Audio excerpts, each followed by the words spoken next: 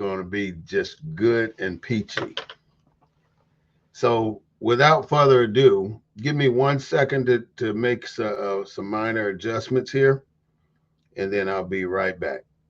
But we're not going to go off the air. I'm going to stay right here where I'm at.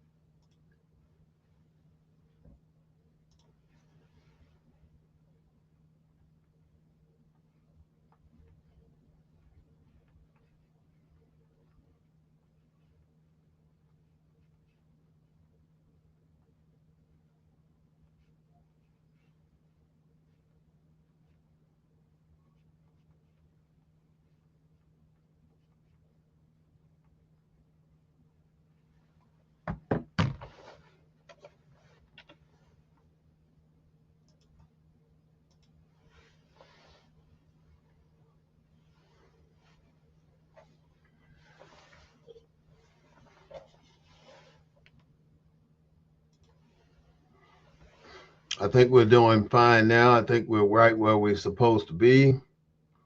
I can't seem to get this other system up and running. So today, after we do our show, we're going to come back over here and see how we can get it working. Okay, there, it might be a good thing going on right here. I just saw him click in. So let's see if we can get a video of Claude over here on this new platform. Claude, I can see you. Can you hear me? Oh, perfect, man. This is just where I wanted to be. I can hear you great. So I'm going to turn the other one off and we're going to continue with where we are now. You hear me, right? All right. I can hear you loud and clear, bro. All right. Rather than what happened here? Did I hit the wrong damn button? Oh, my goodness. I think I did. Oh, okay. All right. I thought I hit the wrong button or something. You can still hear me, right? Oh, loud and clear, yeah. Okay. And then this is the new program. Okay. Damn, I did it again. I guess I got to stay where it's at, leave it like it is, and let it go where it's going. All right. So first of all, I'm going to say that we're here today to talk about the Black riots or the Tulsa, Oklahoma riots. Is that correct? Right? That's what we decided last week that, and you wanted to pursue that arena. So I did some research on it, and hopefully we're going to be fine with the information. But before I want to go into the show, I basically need to step up for 1 second. So, Claude, you got any intro you want to say? But while I get up and do what I need to do right quick, go ahead. No, I just want to talk about the show. I think it's you know, this whole Tulsa race riots and all the riots that occurred around the country makes me think about black skin and black people in particular in this country and our position in this country. Has it radically changed since that period? Mm-hmm. Do we have any more value than we had back then? So it's really got me to thinking about our status here in America Mm-hmm. in terms of equality, in terms of whether or not we will ever be as an equal subject of America. Mm-hmm. And so that's why I want to talk about this subject because I think unless you know where you're coming from, you're not going to know where you're going. And I think it's irrelevant. In fact, I was looking at I don't know whether or not you ever read the book Without Sanctuary, I've heard and of the book. I don't know if I read it or not. I it's don't know. about lynchings. It's about lynchings in America. What's the It's name of around it? Oh, Without with, Sanctuary. Without Sanctuary. Yeah, I do have that book, and I've been through sections of it. I haven't read the entire book, but this book right here, right? Yeah, that one. Yeah, I It's do about have it. It's got some graphic details in it. That's what I'm talking about. Like minds. and and it got me to thinking about it, not just so much about what happened to us, but the people that perpetrated Mm-hmm. that upon us. Mm-hmm. And when you look at, if you ratchet that forward to the TEA allowing religion to be published in school, rather than the truth to be told about our African American existence in this country. Because I mean, you don't learn what's in this book without sanctuary in public education. Mm-mm. They dare not teach that. Right. So what they want to do is introduce religion as if that would somehow cleanse America's soul in terms of how it educates. But you cannot, until you come to grips with Tulsa and all the lynchings that occurred throughout this country and why they occurred, Right. I don't think that we will ever have true equality in this country. And that's kind of why I wanted to talk about it. Mm-hmm. Uh, why I think it's a good subject. It's a, whether we're talking about the Camp Logan riot, well, allegedly Camp Logan riots, most of those black soldiers were hung right there in San Antonio. Yeah. Without even a trial. Right. And so, and then they renamed Camp Logan Memorial Park. It's not in honor of the black soldiers that were killed. It's in honor of World War I veterans coming back to the U.S. Right. So it doesn't even acknowledge our humanity in death. And it goes back to this whole perception of equality and blackness in our status in this country to this day. Mm-hmm. Because not only will they acknowledge the past, you can't even get justice for actions in the past. And one of the biggest riots that occurred, massacres that occurred, was right there in Ellisville, Mississippi. Mm-hmm. Over 10,000 people watched this black man be shot, maimed, cut up, right there. Where's Ellisville, Mississippi? I'll have to look it up right quick. I couldn't tell you right off my head, but it won't take me but a second to find it. But has any of those people ever been brought to justice?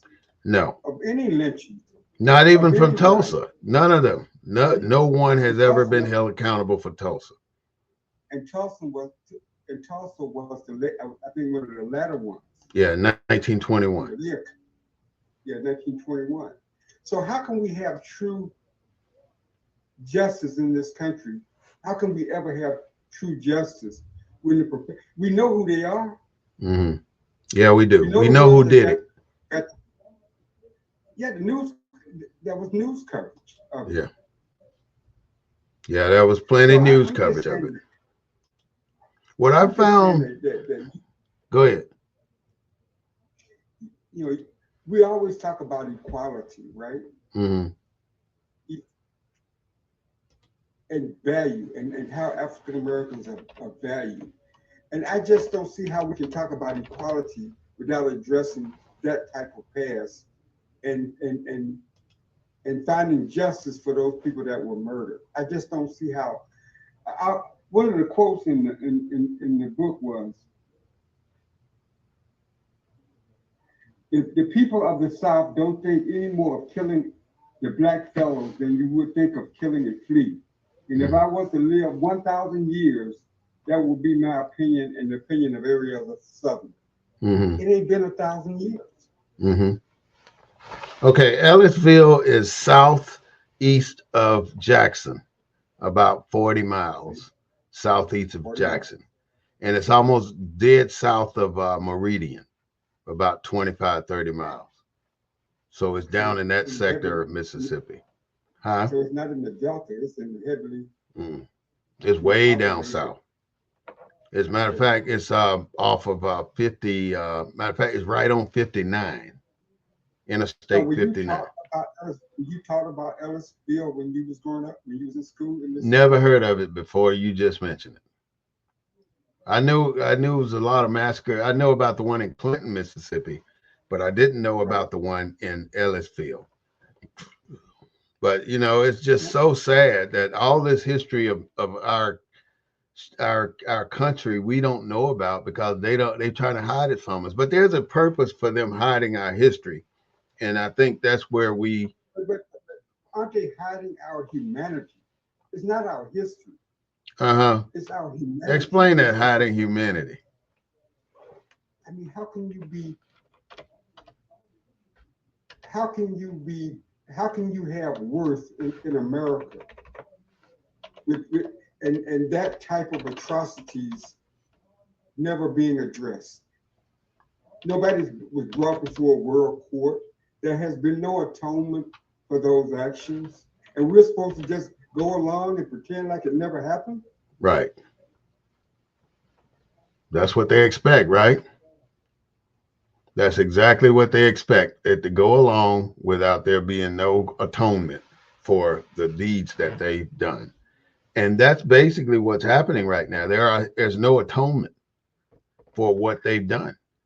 We've experienced, we know about these things, and none of it's written because we are not writing it, but they are not going to write it.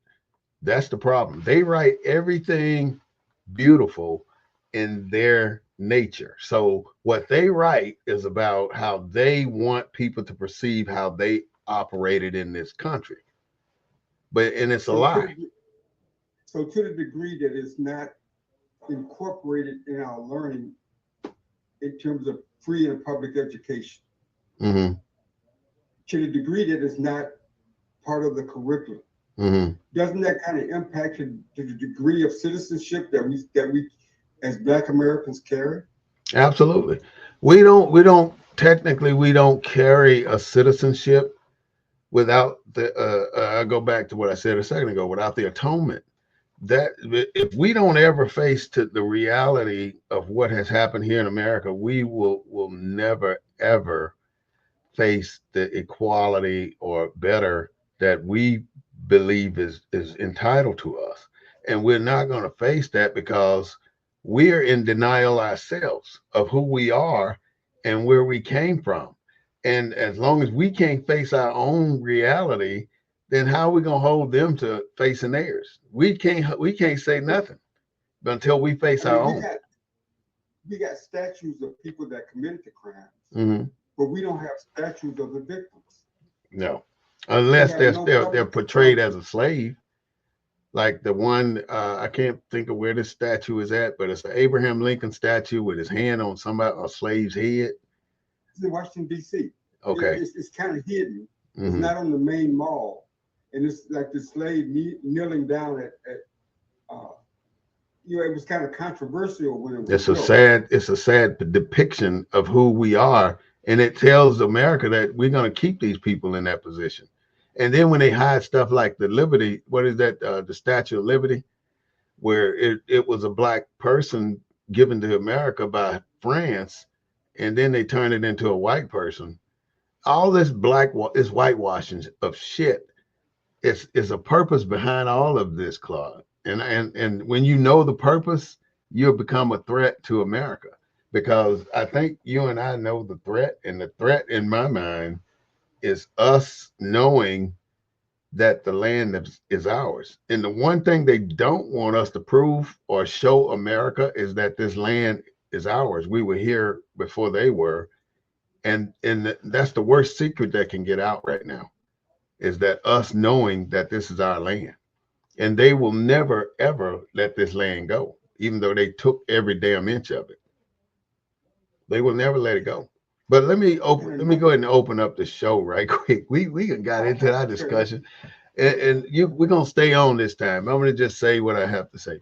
I would say like, welcome to the Black News Network. This is the real voice of Black USA, broadcasting live on a Sunday afternoon at 3:30 p.m. We come back again on Wednesday at 6:30 with a prelude to what our following Sunday show is going to be. I mean, you can always support the Black News Network by cash apping us at $Smith WAR. And I ask you to take a note at what we do for a living. Our living is to bring you the knowledge that we want you to know about our culture. Also, I would like to promote my book, Leave the Dirt in the Cotton Field. It's available for you at Amazon, or you can contact me at 210-872-2261, and I will send you a copy. The hard cut back copies are 35 and the paperbacks are 25. So if you'd like a book, let me know. And that's something I want to start doing. And if you want to advertise something, Claude, you sure welcome to it. And we need to promote ourselves, and we need to ask our listeners to help support us do what we do. I mean, we're publicists, we're authors, we're lecturers, and we're community activists. That's what we do. So, without further ado, this is the Black News Network, and we ask you all to listen in and learn something good today. So, with that, moving right along, we're talking about the Tulsa, Oklahoma riots, and we're talking about the status of Black America, not Haitian Americans, not Jamaican Americans, not Africans from Africa coming to America. We're talking about descendants of slaves here in America who were here all along, but nobody wants to admit it. But it's the truth. And if we really wanted to know the research, we can find that out, especially if we try and reconnect to our ancestors. Why do you think they had to sever our connection to our ancestors to a degree where we would never want to go back and retie those damn veins? Why is it, what's so bad about us knowing where we came from? What's so detrimental to this country about us knowing where we came from? And that is the question, the number one question. Every Black person that's a descendant of a slave need to be asking, why won't they allow me or assist me in knowing where I came from? They don't want us to know that. They definitely don't want us to know the executive will of Abraham Lincoln, which gives us even a more connection to our ancestry. But we won't know this because our people are the ones in denial. And we keep wanting to blame the white man for what we don't do. We have to do something eventually in order to make ourselves the people that we need to be. And we're not going to get there blaming everybody else except for ourselves. That's where I'm at right now. The Tulsa, Oklahoma riot was a farce. And I do have the entire history of what happened. I even went back as far as how did Tulsa Black Wall Street get its start? I mean, Booker T. Washington named it the Black Wall Street for color people or for Negroes. And he did this prior to 1921, several years before 1921. And you wonder why it was set up like that, why it was a country, why it was a city within a city. All Black people in Tulsa had to move to the north side.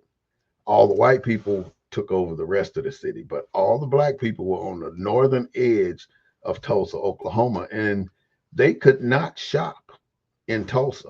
They could not go downtown and go in any store and buy a single thing. They couldn't buy groceries. They couldn't buy nothing in Tulsa. So they developed their own stuff.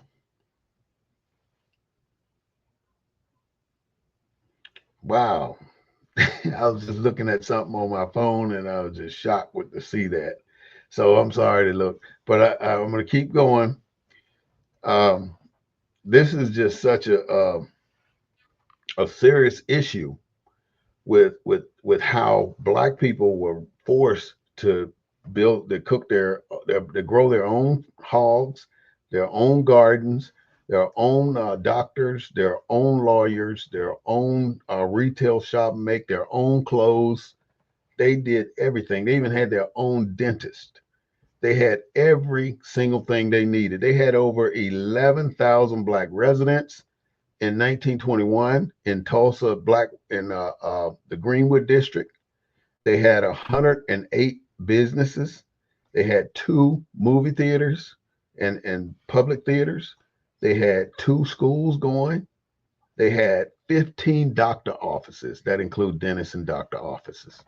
So it was a thriving community. Now, what else happened in 1921, Claude? You remember the Depression, right? The Great Depression. And basically, when you look at the Great Depression, you look at the banks folding, right? There's no money, there's no work, there's no no in the reconstruction. There's no manufacturing. There's no nothing going on in America. It's bankrupt. It's dead. Everybody's in the soup line except for black people. And the reason black people didn't have to suffer the way they did is because black people could not put their money in the bank. And the banks failed. All the banks folded. So because the banks folded, nobody was able to put money. Black people couldn't put money in the bank, so black people kept their money at home.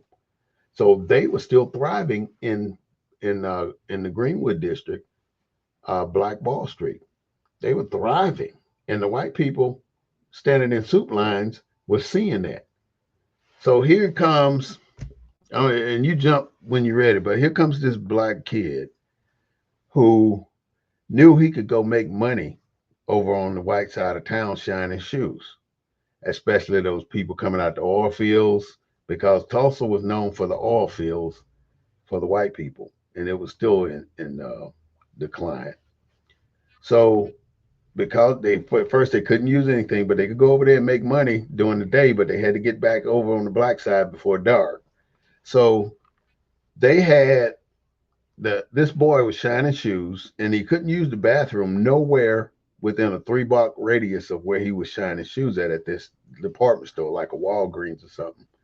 So he had to go 3 blocks to get to the bathroom. And the manager of the store only gave him like 10 minutes. So you got 10 minutes to be back here on point because he had people in his line. So he goes to the bathroom running hard as he can to get there and use the bathroom and get back. But in order to use the bathroom, you got to take the elevator up to the third or fourth floor. And there's a white lady that runs the elevator. So when the elevator comes down, the doors open, and you remember the old elevators, they don't always line up on the floor, right? So the floor was uneven. When he tried to go in the elevator, he fell into the elevator because his foot clipped the edge of the elevator, and he fell into this white woman. And this white woman screamed rape. So he got in, used the bathroom, took the stairs down, got back over, and then he just grabbed his shit and went on back over to Black Wall Street, and they arrested him and put him in the white jail. By that time, the newspaper of Tulsa started the bullshit. They said white woman raped by black man. And when they said that, all the white folks started getting pissed. And so in less than 24 hours, there was 100 people standing out in front of the courthouse trying to get him released from jail so they can hang him. But the white cops at that point, at this level, they would not allow him to be taken to go for the lynching. So as this went on, 36 hours later, more 100 people, 300 people, 500 people.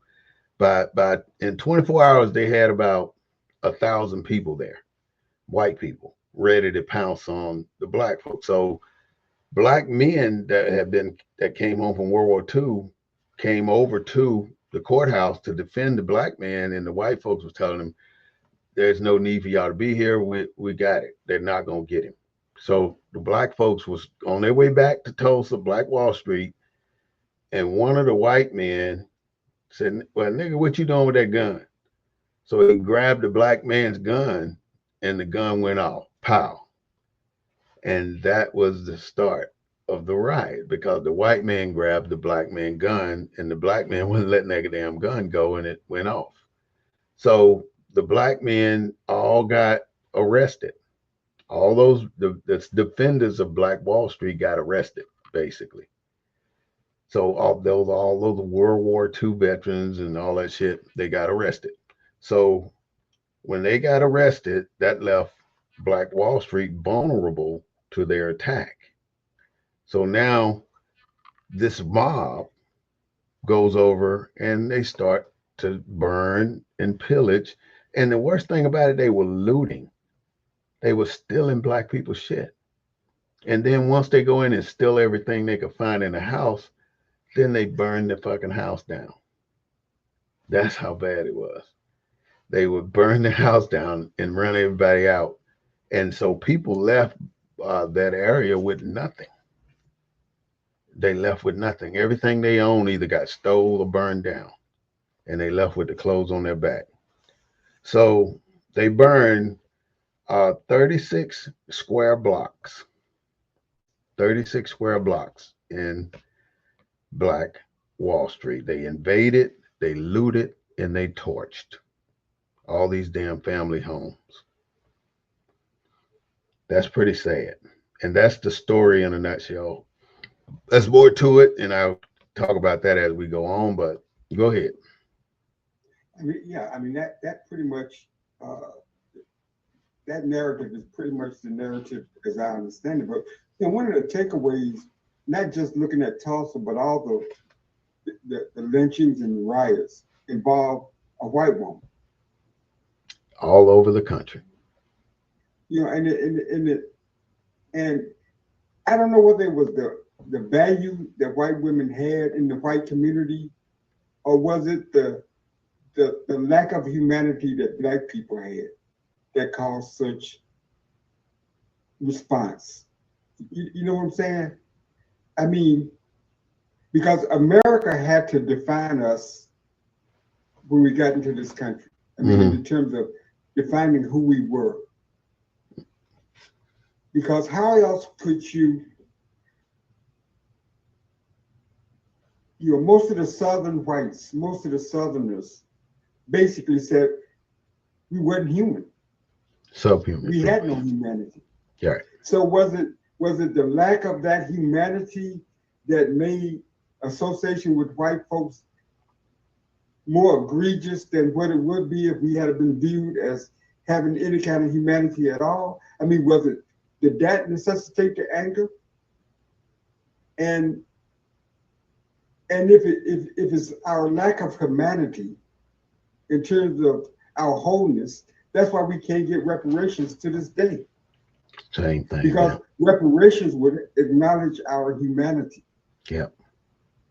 And you had many Tulsa riots. And irrespective of whether it was a female pregnant, right there in Georgia, they killed this woman went to the courthouse to try to figure out what had happened to her husband. And because she was outspoken, they claimed she was arrogant. They killed her, cut her baby out, and killed the baby. Yeah. Just cut the baby out of the woman. The baby hit the ground and stomped the baby to death. Now, you got to be viewed as way less than human for somebody to do that to you. Yeah. And this one Southerner said that we would never be human 1,000 years from when he said it in the 1900s. It ain't 1,000 years later. Yeah. So we're still struggling with that. So let's put that in a political sense. Mm-hmm. Let's put that in terms of our alliances with white women. And this latest vote with Trump being elected with the majority of white women, had to. Mm-hmm. He got the popular vote. So I don't think you can separate our discussion about Tulsa in terms of current events today, whether it's reparations, whether it's politics. I think that stream of inequality, and that's why you did what you did, still exists in terms of our humanity and who we are as a people. So, your thoughts? I've come to the conclusion, I do have I understand. I understand exactly why we're in this predicament we're in. And I keep going back to why I think we're in this predicament. We have yet to acknowledge who we are. We're accepting who they tell us we are, which is the problem we suffer from right now. We're accepting whatever they tell us. They've told us we were colored at one time, and we all run around talking about, yeah, I'm a colored person. We accepted Negro. We all run around talking about we're Negroes because everything I mentioned are names that they assigned to us. We didn't ask for these name But, changes. They but assigned does them. it matter? Huh? Does it Yeah. matter? Well, it matters because it's a psychological effect on how we perceive who we are. Then and But there's a goal behind would it we too. would we act different? Would we demand differently? I mean, how would we be different if we did what you suggest? First of all, you cannot you don't have a leg to stand on until you establish your roots. A Okay, you laid tree, eggs, a true, a right? tree, a tree gonna fall without roots. So we have to connect our roots. And if we ever connect our roots, then we're gonna be the most powerful tree on the damn tree lot. And the key for them is to deny us the connectivity to our roots, which gives them the opportunity to dig theirs in deeper. And that's exactly what's happening. We can't trace our history back more than 100 years. Every single white person can go all the way back to the 16th, 14th, the 13th century and talk about. Even the Mexicans can do it. Even the Jamaicans but, can do it. Even the but Haitians brother, can do it. Huh? but brother, we're talking about something different in America. No, we're not. What's different? No, whiteness is an American construct. Whiteness is Okay. not something that's an American construct. Hmm. Remember, initially, people were Italian, they were Irish, they were whatever. They didn't become the whiteness is an American construct Of course. that that excludes black people or any other person of color Hmm. to never be white. I don't care how much try to be. I don't care how much money we obtain. I don't care whether it's living in Tulsa or living in Ellisville. I mean, I can break this down real quick. okay, great. Okay, go ahead. I'm just saying What does the Bible that. say? What's the first thing in the Bible you see? From darkness, right, Okay, to light. From darkness to light. but what does taking the actions that you took? How does that alter America It's, and its construct? it can only do it if the multitude of us do it. I mean, we're doing it one at a time, which doesn't make a difference in anything. The only time it's going to make a difference when you get massive people making a movement. Like, let's say George Floyd got killed, right? If 10 people at protest, shit would have been status quo, no worry about anything, just like all these other black people that got killed. Not a whole big deal about it. But when George Floyd was killed, there was a massive movement. Everybody jumped on the bandwagon. If everybody would jump on the bandwagon to figure out who they are and understand their ancestries and accept the fact that we are descendants of the Canaanites, the Moabites, we are a descendant of Abraham, Canaan, we're everything that they don't want us to know who we are. We're the Israelites. We're all of that. We're the Hebrews. We're the Jews.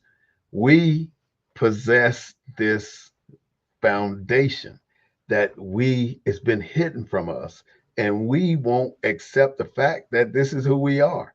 We think we're Negroes, we're African Americans, colored, black. We think we all of these Well, stuff that the white man named us, but we won't accept the fact of who we really are. We rather have what they say we are. what I'm saying is, we're not. America calls us African, or we call ourselves African American, but we're from different countries in Africa. We're not all from the same country in We're Africa. a whole new species. We ain't got shit to do with No, African, the continent of Africa. what I'm saying is the slaves that were brought here were not from one part of one country in Africa. They was Yeah, multiple but countries and all the stuff. slaves were not brought. They were already here. That's what we But failed to regardless of all realize. We that, were already here. there's no recognition of that individual humanity. What you mean? I don't understand that If, statement. if I'm from Kenya, I'm not recognized as being from Kenya as a slave, or if I'm from That's why I say uh, we're a whole new species. We're a whole new species. This book here is called The Indian Giver.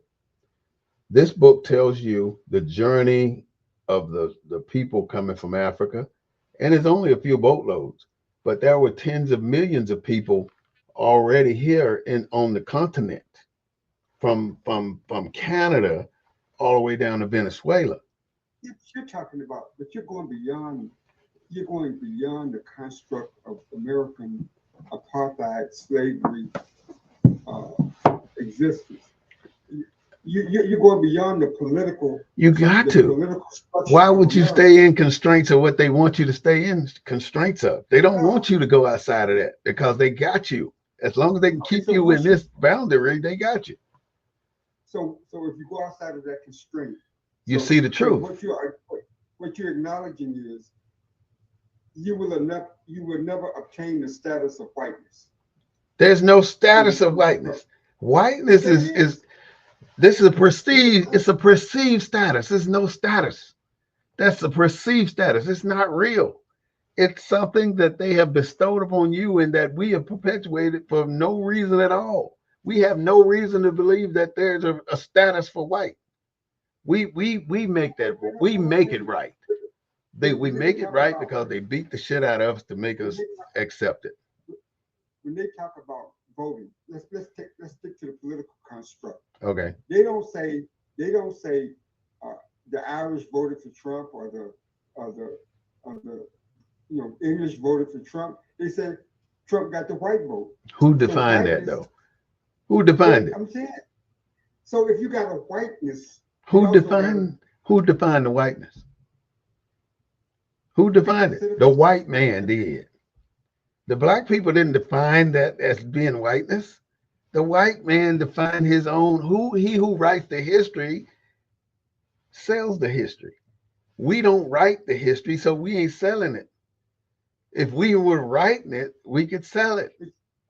Well, you're saying that if we write it based and go your direction, we're still not writing it. But we don't. If it was going in our direction, things would be totally different. But nothing's going in our direction because we are not showing a formidable front. We're no enemy. We're no challenge for the American systems. If you want to run your household a certain way, the neighbors can't come and tell you how to run your household. And that's the same principle that applies here.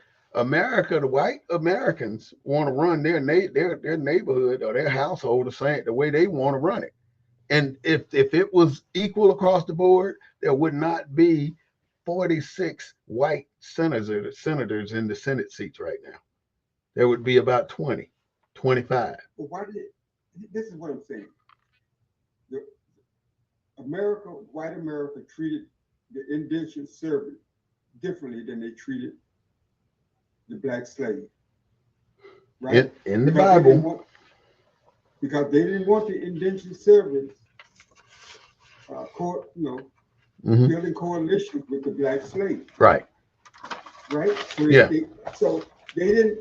He wasn't fully the indentured servant was was partial whiteness, not fully whiteness, but Mm-hmm. partial.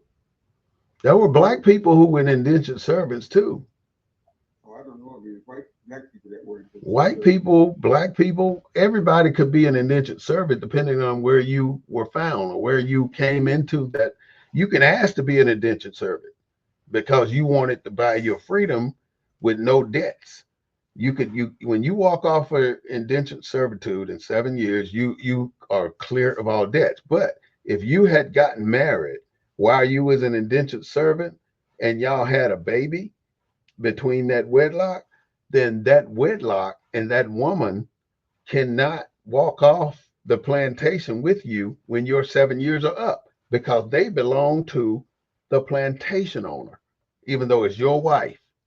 So it's a big deal when you talk indentured servant. That's just a nice name to say you a legalized slave. The same damn thing. It ain't no only difference is you get better food, better damn living quarters, but you're still a damn slave. And you cannot take your family if you desire to leave. So it was always a catch 22, no matter what the hell they classified you as. What it boils down to me, though, my brother Claude, is that we're in, it's almost like they say, when you're in Rome, you act like the Romans. So all of our thing is we try to act like the Romans. And we're trying our damnedest to assimilate into white culture when this ain't our culture. Our culture is surrounded, is closer to what's happening in New Orleans than anywhere else in the country. That's our culture. And it's still the way it's supposed to be. Like the black Indians there, these are the same Indians that they march on the Trail of Tears. See, the Trail of Tears, everybody think the Trail of Tears led from Oklahoma to Florida. The Trail of Tears led from Florida to Oklahoma. They marched people to the slaves, the Indians, and the slaves from Florida to Oklahoma. And Oklahoma has always been the largest accumulation of blacks and Indians in the country. And that was supposed to be the first black state, but somehow it didn't happen. I don't know what stopped it, but it did not happen. Um, the guy who was doing the shoe shining in Tulsa, his name is Dick Rowland, and the lady who operated the elevator was Sharon Sarah Page. But you know, Sarah Page chose not to prosecute. She would not file charges against Dick Rowland because technically she know she was wrong for screaming rape. That's why he never went to jail. He eventually left Tulsa and never to be heard from again. The Tulsa Tribune is the name of the paper who said that he did all this here. He had raped a white woman and he didn't Now, do it. the papers of the time Hmm? made no shame in advertising these events and publicizing these events, whether it was the lynchings or the Tulsa riots or Mm-hmm. because the reason why so many people attended, there wasn't no TV back then. There wasn't no radio in the homes. People Mm-hmm. got that message from newspapers. Hey, go ahead. I gotta And take so it. I gotta take this. This is my wife. She's in the hospital. Okay. Hold on. Keep talking. the reason why so the reason why so many people attended was because Hello? that the newspapers uh, covered the events. But back to my discussion about whiteness and about African Americans in this country and the indiscriminate acts that were perpetrated against us throughout history in terms of our humanity, in terms of us never being viewed as human or 100% human. So when we were accused of violating white virginity or committing a crime, it wasn't on an equal basis of criminality, if you will, if that's such a thing. It was on the basis of some kind of monster kind of function. Uh, to kill a mule, buy another, kill a nigger, have another, a black southerner, remember. They had to have a license to kill anything but a nigger. He was always in season. Are we still in season? When you look at this past election, and when you look at the way people voted, did they vote their interests, or did they vote based on the fact that they didn't want black folks ever having our humanity acknowledged?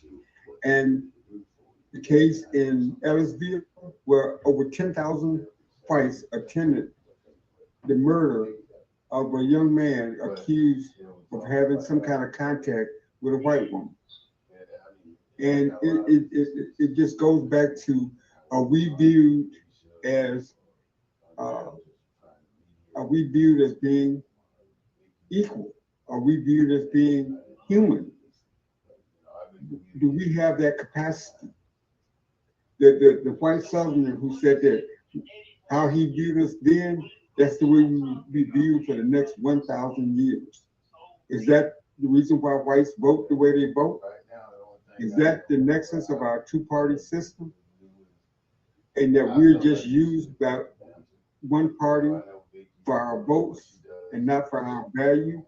Is that why we can't get reparations passed? Is that why we can't get legislation passed specifically for us? I remember when they was passing the 13th, 14th, and 15th Amendment, and they included other than us because it would be political suicide to pass legislation just for black people. So are we still there today? And is that why it's a difficulty? And I believe it's a difficulty in trying to pass legislation to specifically address the unique uh, concerns of African Americans. And I think that's why it's easy for people. I mean, I think it's easy to have a two-party system, but I think it's easy to turn whites against their own best interests because we're used the same way we're used back in the 19th and early 19th century.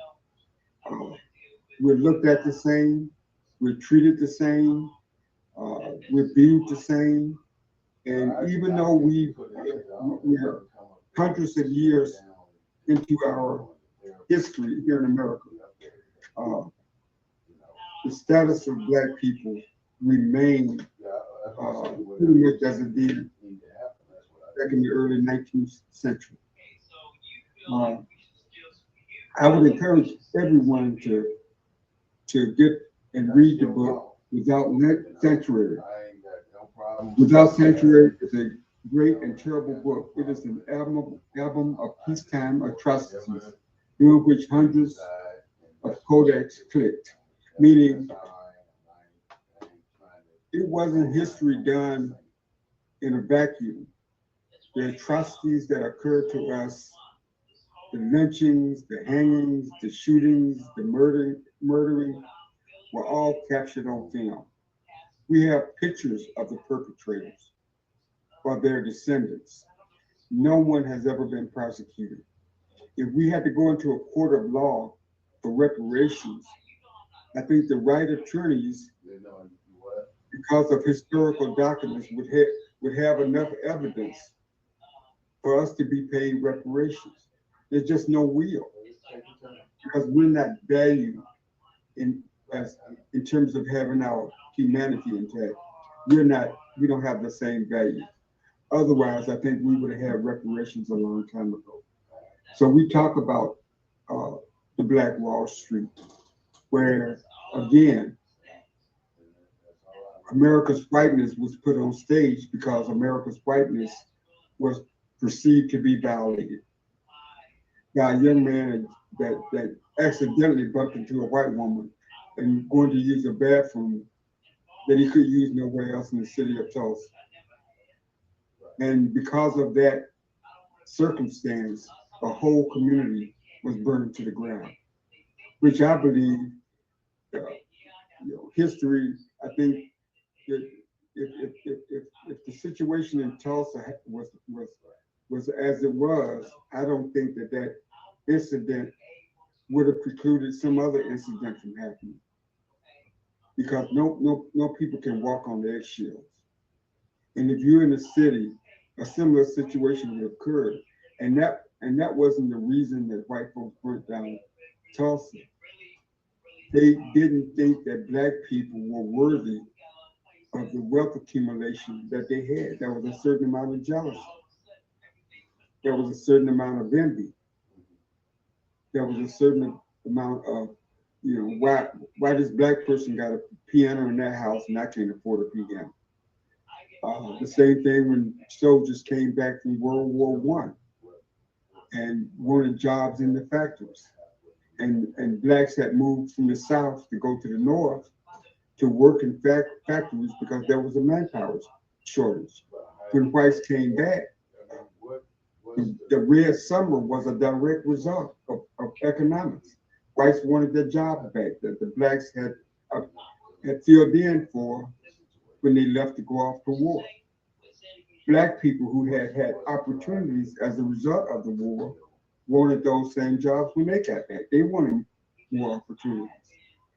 And so you basically had most of the lynchings, most of the riots, most of the murders that occurred during that period.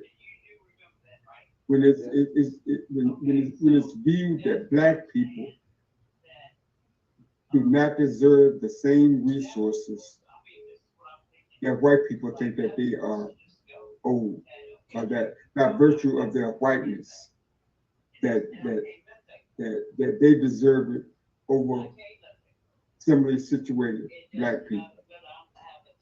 And I think this election you're right, was all about the jobs, but it was also about people of color, black people in particular, but other groups. This whole diversity, inclusion initiatives, white folks see that as a threat, just like they saw it as a threat at the end of World War One. And I think we saw what happened on January 6th, that white people were willing to tear down this democracy to elect someone who had promised that they're going to make America great again, meaning that they're going to make America white again. So, what scares me sometimes is that history was to repeat itself because we don't tend to learn from history. We got a two-party system. So you got one major party over here and one major party over here. We just happen to be in one major party, not exclusively, but primarily. And when that party loses, we're on the out. I think we got to come up with a better strategy because history does repeat itself. And if we don't learn from that history, uh, I think we have coalitions that will never work. I think we form coalitions with groups or people that by and of themselves, they don't really need us. They need our vote, but they don't really need us as a legitimate partner in terms of sharing resources once those resources are obtained. And it's just funny to see politicians stumble when asked why did the Democrat or why did the party lose this election. And you only just have to look at history. And once America defined blackness as an inferior being and then backed it up with pseudoscience and then backed it up with religion,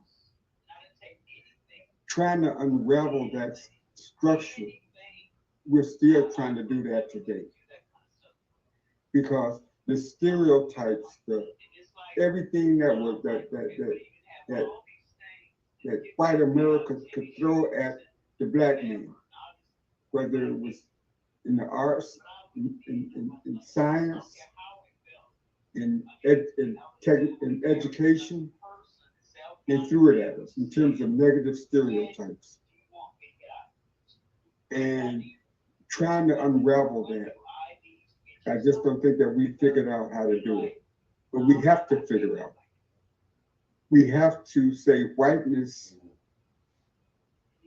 that America does not mean whiteness. Well, I'm okay with that. That America, that the African American slave that helped build this country I didn't feel that is entitled to this, is entitled to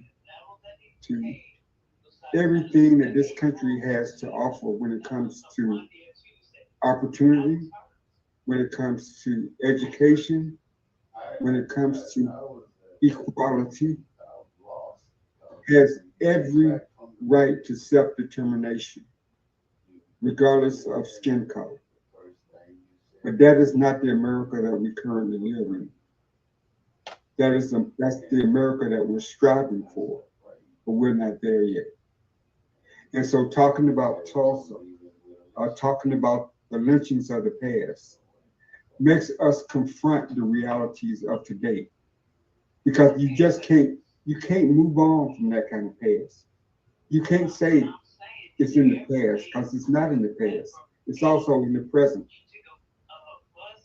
And we have never dealt with the present or the past. And it's a shame that our public education system, can you imagine them having as a textbook in the classroom? Explain this. Explain, don't worry about wokeness. Explain whiteness. Because this is what whiteness did. This is what whiteness did. And whiteness has never been put on trial. Black people are constantly put on trial, but whiteness has never been put on trial. And I think if whiteness was put on trial, whiteness would be found guilty of crimes against humanity, specifically crimes against Black folks, but there are others as well. And there has to be a consequence of a conviction. Is reparations part of what they should pay? Reparations to Black folks and Black families? I think it should be a consideration. I don't think we need another study. I think we need to pass legislation because whites have never been found guilty of using their whiteness to keep half of their citizenship as near slavery for hundreds of years as white America has done in this country. So this is the Black News Network, and we're talking about the Tulsa race riots, but we've gotten into a broader discussion about whiteness, about reparations, about other structures that we need to develop to restore Black humanity. Because we keep dealing with the symptoms, but we never address a cure. And I think part of that process is reparations and an acknowledgement of Black self-worth, an acknowledgement of Black value. I think if we can spend millions and millions and millions and billions of dollars on national defense, that the money is there to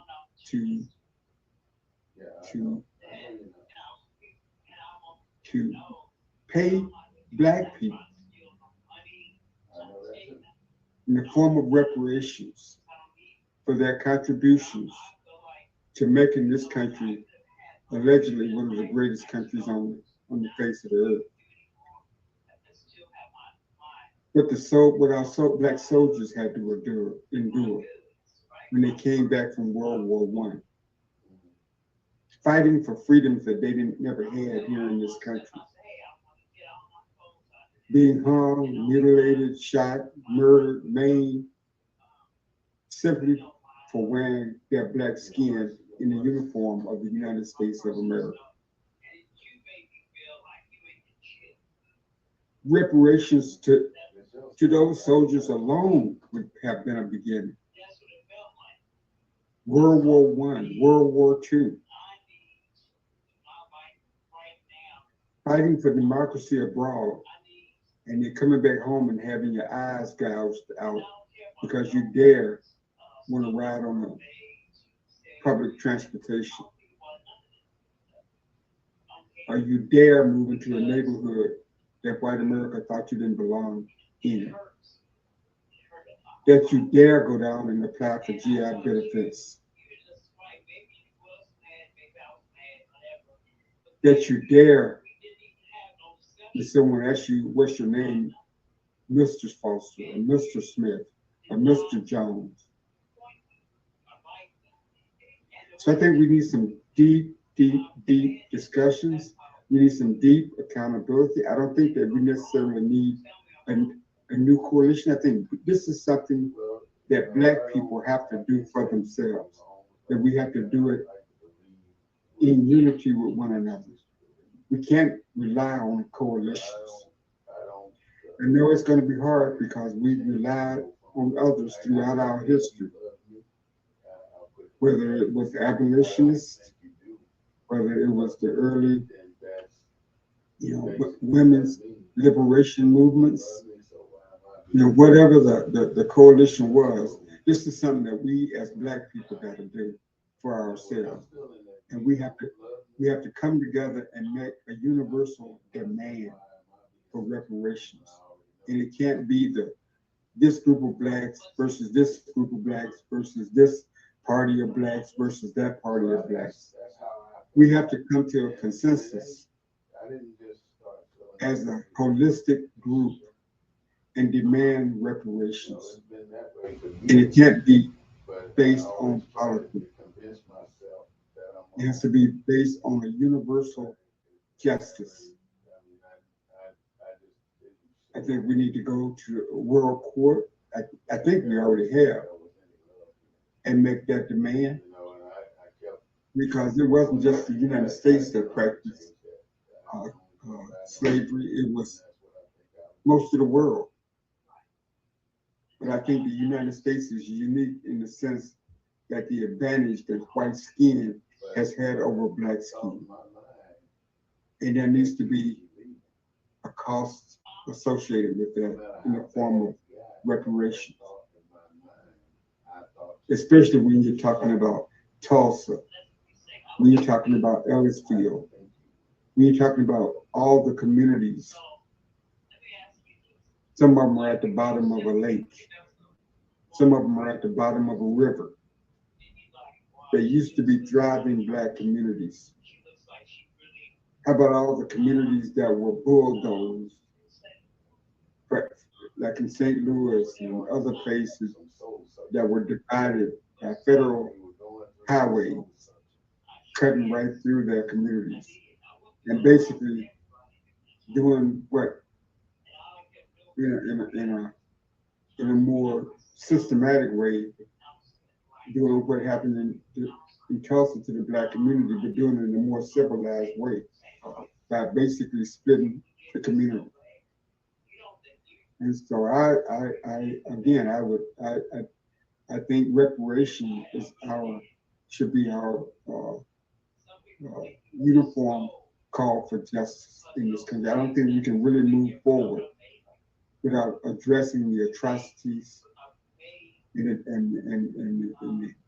that occurred in the past, like Tulsa. And it's a shame that the family, the last survivors who filed a lawsuit, had their lawsuit denied by the court of Oklahoma, the Supreme Court of Oklahoma. So we're going to rely on a court system in a state from the same DNA that perpetrated the crimes against humanity to be the decider of whether or not people should be paid for that atrocity.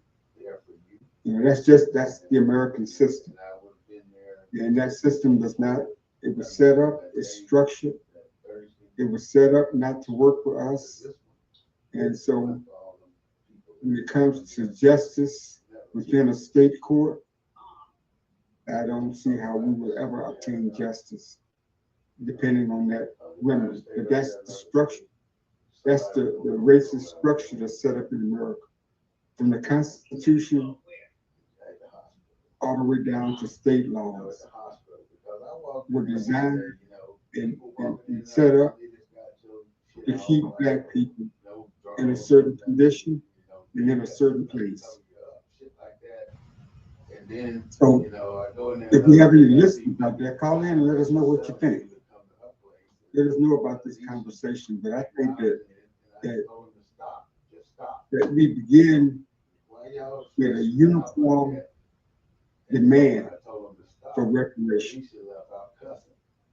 Because I think that will lay the foundation for the equality that comes afterwards. So again, call in, BNN News Network, and let us know what you think. Tulsa Riots, right. Is she still here? Not the John Hospital, white woman in Ellisville, Mississippi. 2,000 bullets in his body. Burned him on the spot. 10,000 people watched.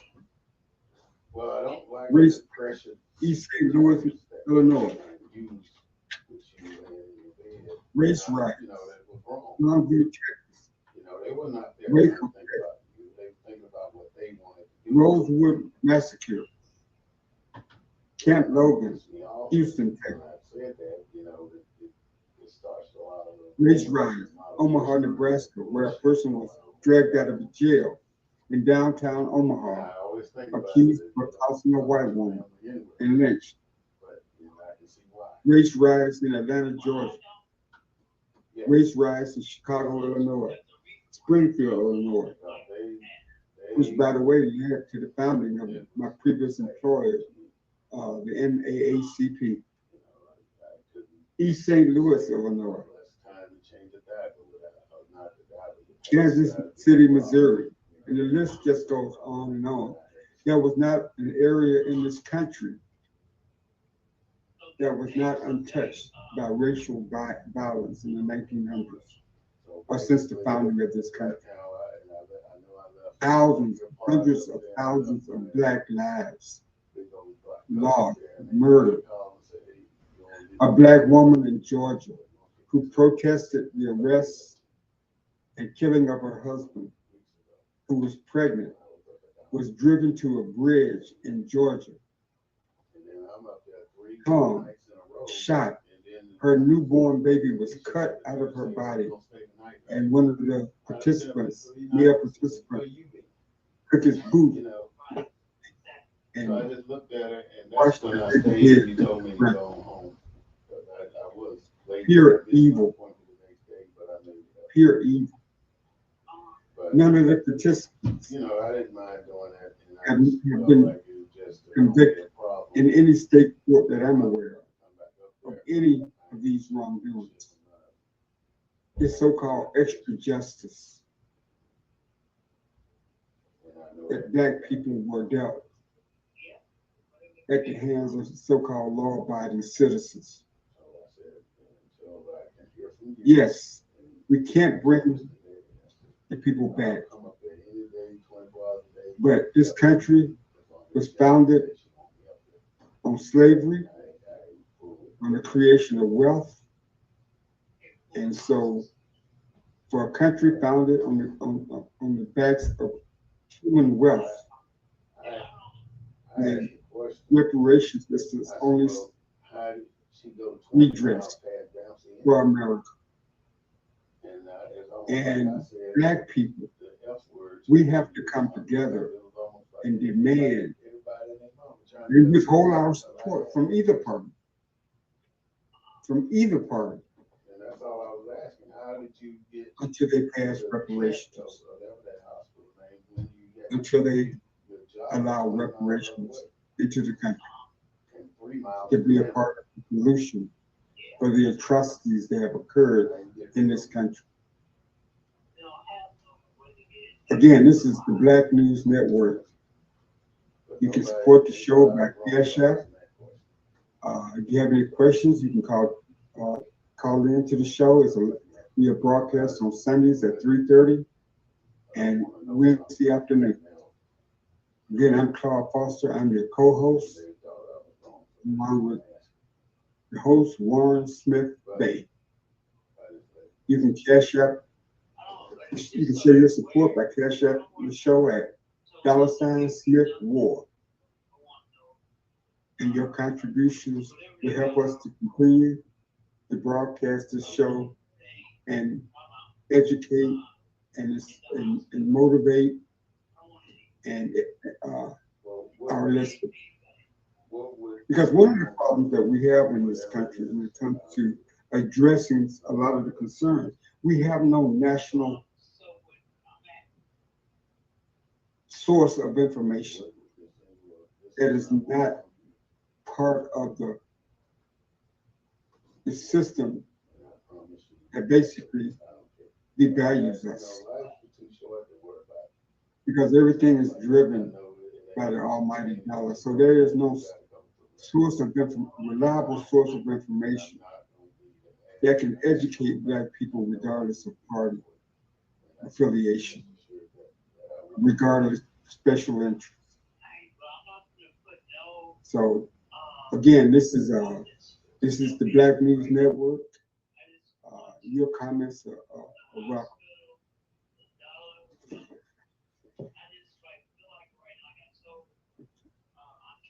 My name is Carl Foster. I'm the co-host of our Sunday show weekly, and we look forward to your participation. We look forward to hearing from you.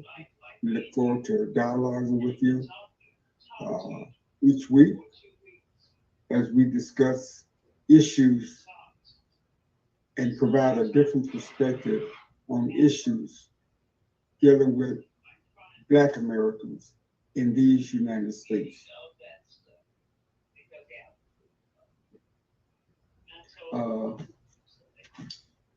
Again, the topic of the show today was about the Tulsa Riots and how they began and the circumstances. But you know, most of these riots involve a Black man and a white woman. Never a white woman and a Black man, never a Black woman or a Black boy, a white boy. It's always a Black man, whatever the age, whether it was a young child like Emmett Till or a full-grown man, as in the case of Tulsa, allegedly disrespecting a white woman, a white child, a white girl, not even a woman, and how that set off frenzy and anger in white American men. Yeah. It's it just generates a type of anger and violence that is experienced nowhere else. So again, learn about the Tulsa Riots, learn about the other riots, visit the museums that highlight this history, and let's get on the same page when it comes to reparations. It is not a Democrat or Republican or independent argument.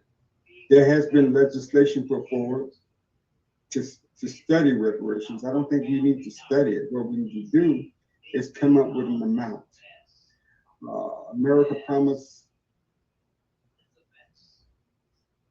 So you want me to come up there today?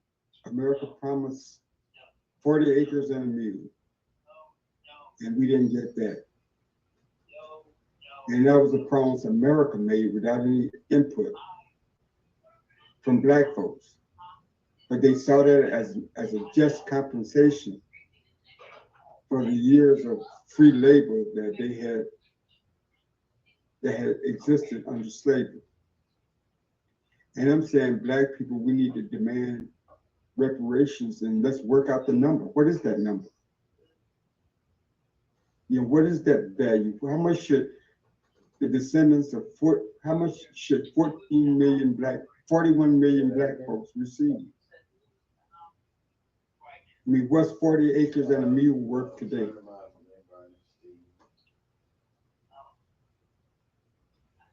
And how many African American families are there? Not individuals, but families. How much should each family see? I think that's what we can disagree on, and we can work to come to an agreement. But I think the call for reparations should not be any kind of disagreement. We are old. This country's wealth. This country's standing in the word. This country's might. This country's ingenuity came out of Black people, out of Black ingenuity, out of Black minds. So there shouldn't be no discussion about reparations. The discussion should only be about how much. There shouldn't be no disagreement about reparations. The discussion should only be about how much. This country can afford it. We're sending millions of dollars to Ukraine to fight a war that they probably can't win against a country like Russia without getting all of us involved in a war. We're sending millions of dollars to Israel to fight in a war that is never ending unless there is a solution that provides a resolution to all the parties involved. So the money's there. It's just the will is not there. Again, this is Black News Network. And you can support the show by Cash App and $Smith War. And we'll be glad I haven't made any plans. I ain't filing for a divorce. I ain't doing nothing. I'm just existing right now. That's it. Brother Smith, you're still on the air. With a relationship with you, I ain't said none of that. The only thing I said is whatever you want to do or need to do, my objective is to support you in whatever that is.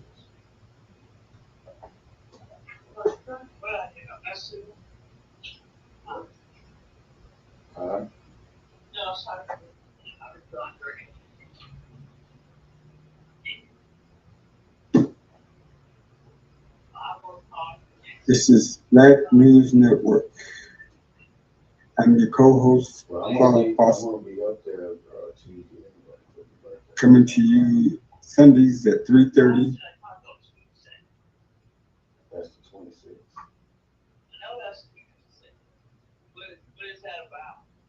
I'm just gonna beat Natty up there. I'm gonna beat Natty up there and come see you.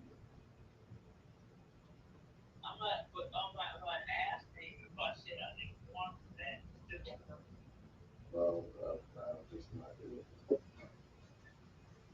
While I'm waiting for my co-host to come back, That ain't what you want. I'd like to read to you the foreword from Without Sanctuary by the late Congressman John Lewis.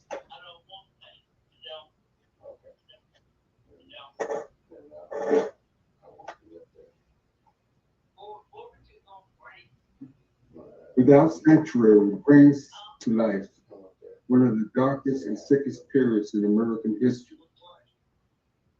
That's what John Lewis said. And that, believe it or not, that history has not been adjudicated, has not been resolved. America has not been held accountable for all those lynchings that occurred in this country. Can you imagine if there was a book, and all throughout that book were lynchings of white people, white boys, white men, white women being lynched all around the country. Can you imagine a book like that that have white people being lynched? Just close your eyes and imagine that. If there was a book like that. No, no. You know, and these are the kinds of books that they want to keep out of our schools. They don't want us to know the truth. Because I think if black people knew the truth, if we were all educated about the truth, I don't think that there will be any disagreement on how we need to move forward. I don't think that there will be any disagreement about reparations, about the need for reparations. I, if a ship goes somewhere and brings cargo somewhere, the people expect to be paid. People are owed their just debts. America owes a debt to black people. We built this country.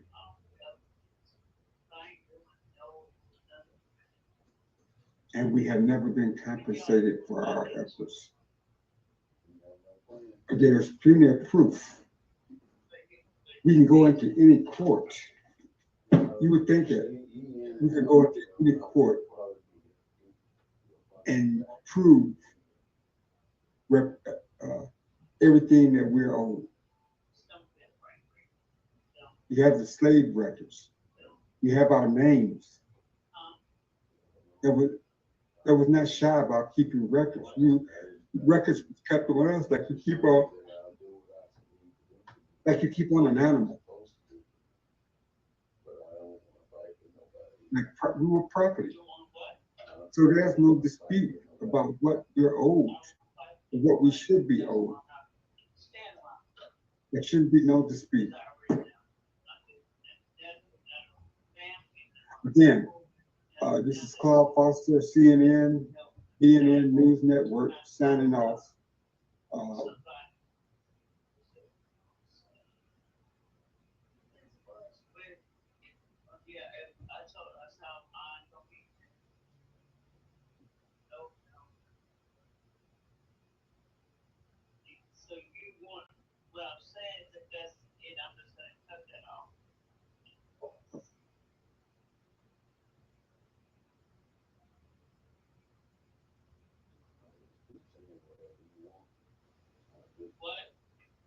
Whatever you want, that's what I do.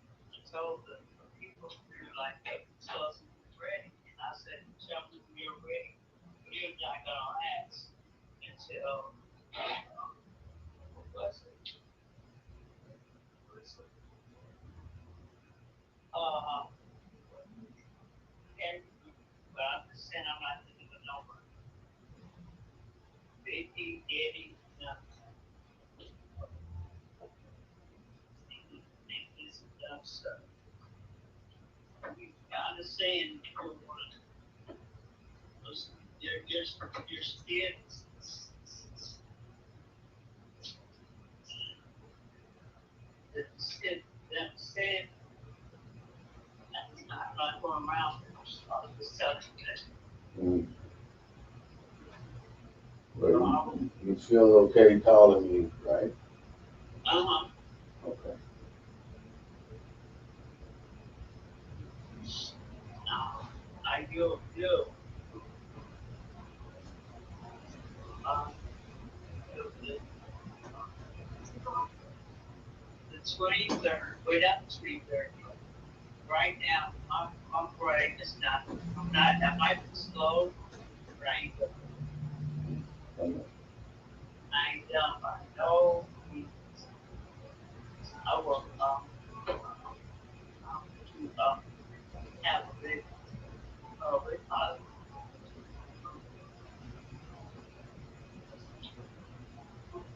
Okay.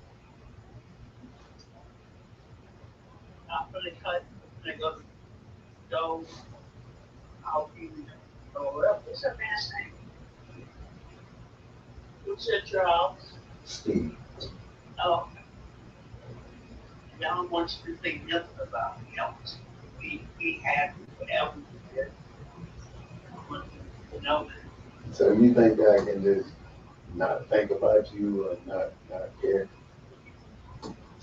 I said that you can't stop, but I just feel like right now in my life, so I get out of here. I don't feel none of this stuff, so I get out. So I don't. You realize that no matter what, you can call on me to do whatever needs to be done, right? Okay. I will. I just don't need to be hemmed up around everybody in our family. Because featured hatred that like it's That don't change how I feel, and I ain't never changed how I feel. You know, okay. I still look like I ain't missed a beat with you. And what happened yesterday is what happened yesterday, and all that is it's gone. And all I'm trying to do is be better the next day. I understand. All right. I'll call you I get time some week. Okay. Anytime I got my phone. All right. All right. Um, Okay, bye.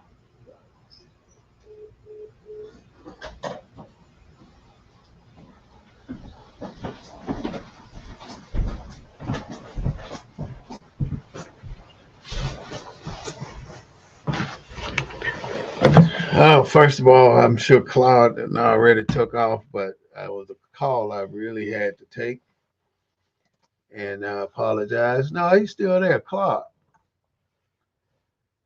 Claude, you still there, Claude? I had to come back, man. I'm sorry about that, cutting loose like that, but that was my wife. You got your sound on? Let's see,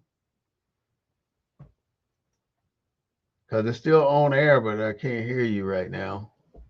I just accepted your input. Let's see what I got. Hello, can you hear me now? Yeah, I can hear you now. Yeah, sorry about No, I that, see man. it. Did I miss some good stuff? No, your mic was on, and I didn't want people to hear what you were saying. Oh, you can still hear me over there? Uh-huh. I was way on the other side of the room too. Yeah, I can still hear you over there, and I didn't want people to. Yeah, so I'm trying to deal with that issue. So Yeah, we're getting better. Thank you, though. I appreciate that. But you're getting better, yeah, she's and getting that's better too. You know, I'm trying to get her to realize that them people ain't doing her too much justice. Anyway, moving right along. What was the last thing you were talking about? no. I just continued the conversation. Mm-hmm. Basically, talked about reparations and Mm-hmm. talked about continue to talk about the injustices and just kind of put some stuff out there Mm-hmm. uh, related to that. Mm-hmm. Because I really think the two solutions Mm-hmm. are reparations and the things you talk about. I think those are the two answers. So that reparations. Reparation, and getting a better understanding of who we are as a people. I agree because the reparations you cannot not understand that you can't work people for 100 years and never pay for the money that they made. And it's billions and trillions of dollars that have Well, were like I said, made. it's not just the money that it wasn't made; it's the money that was stolen. What was the gross national product of Tulsa, Oklahoma? I mean, of Greenwood. Hmm. I didn't check that. What was the value of Greenwood? Hmm. I didn't You check know, it. the homes destroyed, the Right businesses now they destroyed. value it's a plaque at that cultural center that they created there across from the big church. It's called the Greenwood Cultural Center. And right Mm-hmm. out in front of the Greenwood Cultural Center in Tulsa on Jackson Square is a plaque that shows the amount of money owed to Black Wall Street, which is in the billions of dollars. The worst part about this whole thing is, soon as the ordinance was done, soon as they got through with tearing that place apart, the Uh-huh. city created ordinances to give the white folks the land, and the federal government came back in and blocked it. You know, Mount Zion Baptist Church, they tried to Mm-hmm. burn that down too, and they did. But the only thing was left on Mount Zion Church is the front facade. And if you go down there now, they have the rally every year. You see the front facade, plus you see all the new construction that they built onto the building, onto the front. So you still have the exact same front that was there during the riot, Mm-hmm. but the rest of it is all new. And it's you see bullet holes still in front of that church, still in the concrete. It's just a sad, and across from the church is the cultural center. And then the plaque is right in between where you see the billions of dollars. That's I old. mean, it ain't just Tulsa. It's look at all the black communities that are buried beneath rivers now because they flooded areas for drainage or whatever the reason that they needed Yeah, all the bury, cities. right, to bury different communities. Hmm. I mean, I just don't see how I just don't see black people ever being made whole without compensation. There's no way. There's no way a black culture, which I was saying earlier, we're the newest species of people on the planet. And right now, everybody wants to ignore why we're in the condition we're in. We're in this condition as a whole, as a people, because of what white America has done to us. And Well, why can't black Republicans, black Democrats, black activists, black community leaders, black pastors, why can't we be uniform in our call for reparations? What is it that separates that uniform uh, consensus about reparations? it's almost like, to me, it's the part, it always goes back to 1712 in my mind, right? Even though Willie Lynch could be a fictitious character, right, from the Caribbeans that's supposed to have said do all this here shit, it's basic sociology and what do you call it, humanology or whatever, psychology. It's basic psychology and sociology, how to make people better operate amongst each other, or how to make people turn against each other. These people have studied everything about how to make people fight, or how the art of war and all these different scenarios of how people will kill each other under certain conditions. So once they've learned these conditions, even they used us as guinea pigs to learn these things. And because they used us to learn these things, they wrote these against us, saying that this is who we are, how we are, and they can never be human. These are not human people. But why can't we take why can't we take Why can't we pull organizations like together? the Urban League and the Hmm. NAACP? I got Why your can't we question. take why can't we take those organizations and we get petitions signed by every Black American demanding reparations. We take it to I got world court. World court renders a judgment that the United States owe 20, 20 million black families X this amount of amount of money dollars. because Why is it? we're too afraid. We're afraid, Claude. Our people are afraid. Once you start to move up this ladder, right? You're moving up, because you're assimilating. And people like that are conscious of what needs to happen here, you can only move but so far. And then once you get to that level, they're going to take away any access to the next level. And that goes back to one of the things we talked about a few weeks ago about having a white man in your corner. Because once you get to a certain level, you are not going to go any higher as far as getting unless you got a white man in your corner. And you can't go any higher because they are in control of everything. So why But can't, let me yeah, just put one more part to it. I'm sorry. In order to put this together for us, Claude, we got to come to the point to our amongst ourselves where we don't give a damn what you take from us. We still gonna do what we need to do. We're not doing what we need to do because we're worried about what they can take from us.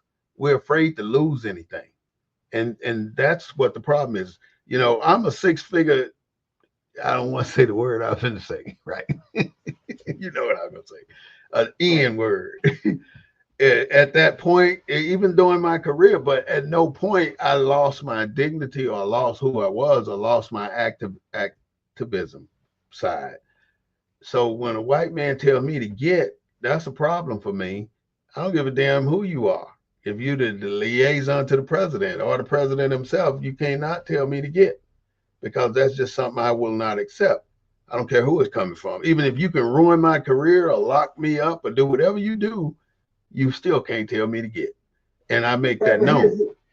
here's the thing. Okay, let's take this election, right? Mm-hmm. Trump won, right? Mm-hmm.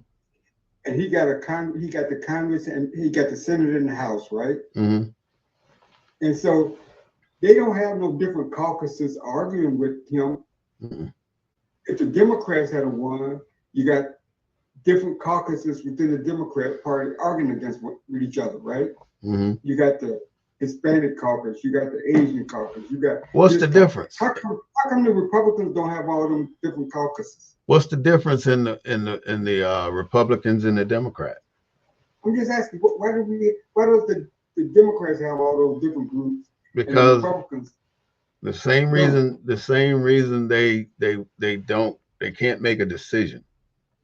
They can't draw the line in the sand. These different agencies, these different groups only dilute the water. It makes it easier for them not to do anything because you got a lot of hands in the cookie jar. So with all the hands in the cookie jar, you ain't got to do shit because ain't nobody pulling no cookies out because can't no hands get out because there's too many in there. So that is So the strategy. It's a how does strategy that that's, benefit? huh? So how does that benefit us as black people? It's never going to benefit us because the Democrats and the Republicans are the same people. They don't, I mean, they're the same people. The caucuses are nothing more than political interest groups attempting to win favor among constituents, which, What I'm saying, the Republicans got caucuses, but they don't have like a black caucus or a Hispanic caucus or Asian caucus. They may have a mhm. conservative caucus or whatever, What but are they we don't trying have to all these. prove? We're trying to prove that the Democrats are affiliated with the lower end of people, of lower end of society. The Republican don't give a fuck one way or the other. The Democrats are trying to say, well, yeah, we align with you, middle of class America. We align with you, people at the bottom of the well. We align with all of your groups, but we don't give a shit about none of y'all, but we align with y'all. And until y'all, as long as y'all don't ask for shit, we're gonna keep doing what we're doing. And that's exactly what they do. And once you hear somebody say they standing up for us, for instance, Black Lives Matter, shit, we felt like we had a new political organization on the move, but we still didn't do shit. Only nobody did anything, but these people who created Black Lives Matter got to be filthy fucking rich. And on the money that fools were donating that for shit that ain't gonna never do shit for the masses of people. There's not one single thing accomplished by Black Lives Matters that benefited the people. Not one thing. Not one fucking thing. But Black Lives Matter was all over the fucking country, but it ain't do not one thing for black people. So how fucked up is that? Just like all these political caucuses, these Well, groups. have you heard anything from George Floyd family got all the money? Have you heard from George Floyd family? No. But why would they say anything? They don't have shit to say. And look, I went to the funeral in Houston, and it Yeah, I was was, there. You were there yeah. at Fountain Light? You didn't see us on the bikes? Because they let us Huh? in right next to the building. We parked right next to the building with the police over there on the side of the Yeah, building. because Dallas Jones, who was the little short guy, that's my colleague. Really? Yeah. Yeah, I know. My church, Huh? that was Fountain Life, but Fountain of Praise is right down the street. Another big, that's the church I go to. We met a friend up there named Sonny Ewing. Uh-huh. She's a bodybuilder, and she was doing Uh-huh. a lot of videos around the scene up there. And there's a So black. what did you think of that? What did you think of that service? Well, I thought it was almost like moving cows because they were running people through. You know, you get in line, you get in there, and you get out, and you can't stay long. So I just didn't like that part. And after we got ran through that like that, we just left. Yeah, I was over that congressional delegation. I was hosting them, Okay, so I had prime you was in the there the whole time then. whole time. Yeah, So but I saw how they was running people in and out. Yeah, yeah, I Mhm. didn't like that.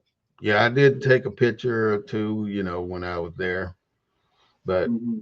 I didn't. We didn't stay long. In You know. fact, where you was at, that's the district I worked on council at.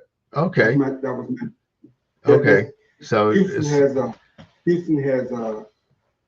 districts A through K, and then 4 at-large seats. and there's a black lawyer firm around there called Miller and something that we always go every year. They do a biker thing, and we'd Uh-huh. always come up there and support them. But I haven't been in the Oh, so last couple of years. you're a biker? Mhm. Yeah, Oh, right, okay. man. I'm in Houston all the time on my bike. It's been a little while, but that's where me, a couple other guys will ride to all the time. It's a big Oh, okay. big biker scene over there that we Oh, is participate it? in. Yeah. I mean, I'm not into bikes, but there's a big biker scene here in Houston. Hell yeah, it's big. It is super large. You Black know, biker group? huh? Are they black? Yeah, all black. Black. Oh, okay. I've ridden I've been to Houston at least 10, 12 times. I've been going to Galveston for the last 10, 15 years. When they have that big biker thing In down there. November, first week of November. That don't be black. That'd be white. It'd be black too. There's a lot of black folks Okay. up there. A lot of black folks. A shitload of people up there. They always So what on kind of bike? Shoreline. They on down there in What Galveston kind on of bike? Shoreline. Huh? What kind of bike you got? I ride a Road King Harley Davidson, big boy, Oh, about okay. 1,000 pound bike, and I pushed Mm. that bike from Atlanta all the way to San Diego. I've been all that. I've been up to Detroit, Michigan, been down to Mexico On that bike? on that bike, been to Colorado, Nevada, Arizona, you know, Albuquerque, New Mexico. Okay. So I've been you're a somewhere big everywhere, time. man. We ride. I've been to LA. How big is your club in San Antonio? Well, I had a biker bar, and Yeah, we'd you have showed me that. anywhere from 200 to 300 bikes up there on a Thursday night. Um, they'd come in and have a good beer or So, something. so, so you still have your bar? No, I closed that down in 2001, I think. Oh, okay. Yeah, it ain't been long closed, but I got Okay. tired. I didn't really couldn't have people to come do it the way I would do it, so I just said I'd better off closing. What did you want to do? Well, I had my standard. We got different standards in some cases, and I hired at least 3 to 4 different managers that just could not meet my standard. And my Oh, best okay. thing was to not try and let it. And you had a liquor, you sold liquor there, you had a liquor license? Yeah, I had a liquor license and I had a beer license, and it was a private club where I Okay. had memberships cards. Okay. So Yeah, it was tell pretty. me about that. Huh? Chuck mentioned that you had It was a lot of people. intermission biker bar. Hundreds of people used to come from Houston. They used to come down like, I mean, there'd be so many people coming from Houston To the bar. on certain events. Uh-huh. And Did they come up from see, Cape Parade? even with the biker set, right? It's difficult to get them to realize that leadership starts at a single point and trickles. You can't have leadership starting all over the place and trickling up unless there's a political system in place. You can do it with a political system, but when you're starting from nothing, somebody has to be the leader. And right now, our problem is we have no leader. And nobody wants to allow anybody to be a leader because the first thing they're looking for is shortcomings in that person, in his idea, in his concepts, in his character, in his family background, with his height, with his size, with his shoes, with the diamond ring on his finger. We'll find something to focus on to take the focus away from the mission of what it's supposed to be. And that's been our and we're not, this is in our genes. We've been, until we understand what has been done to us psychologically, then we'll continue to be our worst enemy. And it's all about the families as well, because the mothers were taught to make the boys seem incompetent and weak and pathetic, so the white man wouldn't focus on them to kill them. This is how black men survived, because mothers had to depict them as a sorry ass nigga, so to speak. And if they didn't depict them as a sorry ass nigga, if they was a strong black man, then the white man was gonna break him and make him a punk. So that strategy, now that it's still going, even though we're not slaves anymore, but some parents treat children like they're stupid and like they ain't shit, like they don't know anything. And these things that you do to your children today, they affect them as they grow older. And sometimes they say, well, I don't want you to do what I had to do when I was growing up, or I don't want you to have to suffer what I suffered when I was growing up. So, but instinctively, you still give that child the same You know what? things. What's shocking to me is not the number of black men married to white women, but the number of black women married to white men. It's a status thing. It's status, because black women marry white men because they don't feel like black men can meet their standard. And even if they could meet their standard, they can always find a white man better, because white men don't have to go through the same stigmatism as a black man. And they already know that the white man got the big house on the hill, got the big car, got the money. And the black man is a question mark. Does he have the money? Does he have a house? And then many women today will bring in a black man that ain't got nothing, that can't do nothing, so they can control that black man and be the father and the mother of that house. And then the children suffer. They grow up, if the daddy try to discipline the child, the mother wants to beat the daddy's ass. Instead of beating the kid's ass for fucking up, they want to beat the daddy ass. So it's so many little bitty cliches that we've pulled into our existence that shortens our lifespan, that keeps us from being who we are. Like, I was watching somebody today cleaning chitlins, right? And in this big red bucket of chitlins, they pulled out two buttholes of hogs. And in those two butthole chitlins, it had feces in it.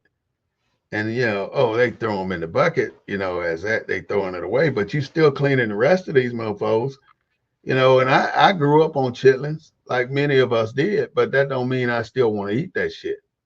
I'm not gonna do that just because it was good to me growing up, and I know this is feces driven things.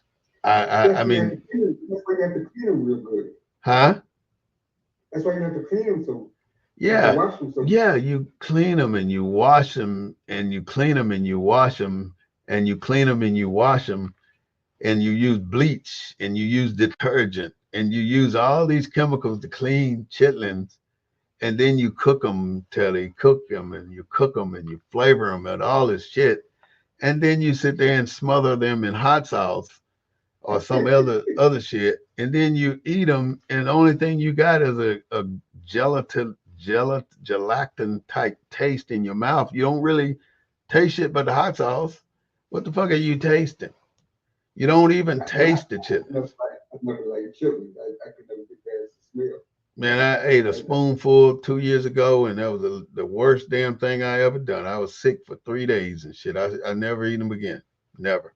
I don't give a damn how big the like I pot. said, I don't care you, who you clean get them. And you know they always like, we gotta know who cleaned them damn chitlins. Who cleaned the chitlins? now that's one dish that nobody never brought To a cookout. to a cookout. Chili. Chitlins are something, man. But let me just run down my Because last few things, huh? even in the black family, it was Mm, always just one person that liked the chillings, and somebody would have to cook it for that one, that mm, one person, Who baked the only damn one. mac and cheese? Mac and cheese, collard greens, and chitlins, and then potato pies. So that Oh was the man, trip. That was all the I trip. miss, yeah, yeah, I miss those southern ways, man. But Families don't have. back to what you was asking though. I mean, reparations and the other. What else you were saying? Reparations and Well, no, I just think that we got to have a uniform agreement that that's what we want. why can't we get It's like along and do that? I don't know. I mean, because everybody don't agree with reparations. All 41 million black folks don't agree with. But Uh, reparations ain't money. As long as we don't think reparations should be money, we. I think it should be money. I I think it think it should should be be. the relief of money. I think we don't. We no longer ever. If you can prove your descendancy from slave, you never pay another tax in America. You never pay another tax. If you are can prove that you're descendant, then you should be given 40 acres. It may not be where you want it, but you should have access to 40 acres that's yours without being taxed on it every year. Okay, You they should. say that African Americans are anywhere from so many percent all the way up to 35% European, right? Mhm. Now, so how many? I got green eyes. How many Africans got green eyes? There's a whole tribe over there with green eyes and blue eyes and shit. Oh, really? Yeah, In black as Africa? hell. got green eyes and blue eyes in Africa. We're the only ones can do that. We got black people with blue eyes, solid blue eyes. You never know they were from black folks, but they are. Yeah, but how do you make that connection? You make the connection knowing that we are the people what everybody comes from. We can be anything and everybody. We can be all white, we can be all black, we can have blue eyes, we can have brown eyes, we can have straight hair, we can have curly hair. We can do But I, but, anything. Huh? but I get it. But I'm really just talking about the way America has constructed Mhm. race. Perfectly. They put it in a It, perfect scenario. it's different than anywhere else in any other construction anywhere else in the world. Hmm. Yeah, it's perfect. I mean, you can't ask for a better system. It started even before Abraham Lincoln. I mean, they started framing the way this is going to be. And the people that came here initially came because they were not the chosen ones to stay in a particular country. They were the ones who thought that they were marginal citizens that needed to get the hell out before they damn went to jail or couldn't do, lost credibility for their families. That's why they left. You know, who in their right mind, with all the riches and powers to be, would want to leave all the riches and powers to be to get on a damn voyage that you don't know where the fuck you going? Who would want to do that? So people didn't want to do it. They did it for incentives. So the let's say the British like government. the prison, like the prison colony in Australia. Mm-hmm. And what's that other country over there that they're fighting with now? Who? Uh, But it's over there. It's not Australia, but it's the one right next to Australia. New Zealand? I don't New know. Zealand. Is it New Zealand? Yeah, those were all expatriates from Europe. Every country is Prisoners. from is either from Africa to Europe to all over the rest of the world. Even the Belgium. Belgium was one of the first white groups Right. to go into South Africa. And you see they befriended people even there until they itched their way on up into the mainland. And then they itched their way on up into getting people to work in their houses to help them build this and help them build that. And then they got it to all the guns and shit over there and got all the ammo they needed over there. And then they started to forcing them to do this or forcing them to do that. And then they started killing people that didn't want to do what they expected them to do. And they started killing black folks. That's what they started doing. And they started taking them as slaves. And then they started Like sending them back. Huh? like in South Africa, Rhodes Scholar, right? Rhodes killed millions of blacks, Mm-hmm. but they named it one of the most. And then a black person just got a Rhodes Scholar, like in this century, in this decade, first one. Mm-hmm. And Look he at was a King black James. person. King James He was was a slave trader. I mean, every place he traded slaves or stored his slaves, he named it Jamestown, Virginia, uh, Jamestown, Jamaica, Jamestown, Africa. All those are his cities where he stored slaves. So then when you go through the Bible, I have a list of verses that taught that were not uh, um, like the Bible is inspired by God, basically. Everything about the Bible is an inspiration. so the King James version is inspired by God. Mm-mm. The writings are, it should be an inspiration by God, but it's No, I'm written, saying so the writings in the King James version are yeah, inspired by God. but it's written by man. So So because, what part of the King James version is inspired by God? all right, let's go to one. Well, the entire King James version, but there's sections in the entire Bible that are not inspired by God. And you got to ask yourself, is this a God inspiration? Can you look up Exodus 21, 226? Let's go to the Bible for a little bit. Let me look it up too. And you know, it's just not the factual thing for it to be this. Let's see. How you spell Exodus Exodus? 21.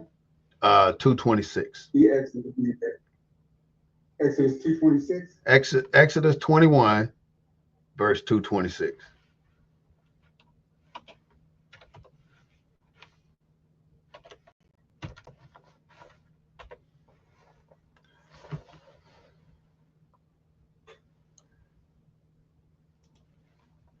Did I get it wrong? Let's see. I think that's not the one I'm looking for. Let's try this one. Leviticus. That ain't it. Let's try this one. That not. I got the verse wrong. I'm gonna try Leviticus 25, 44 to 46.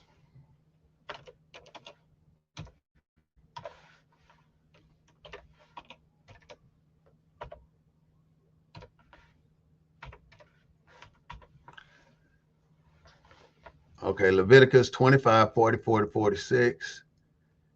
Is that something? I just put 44 in.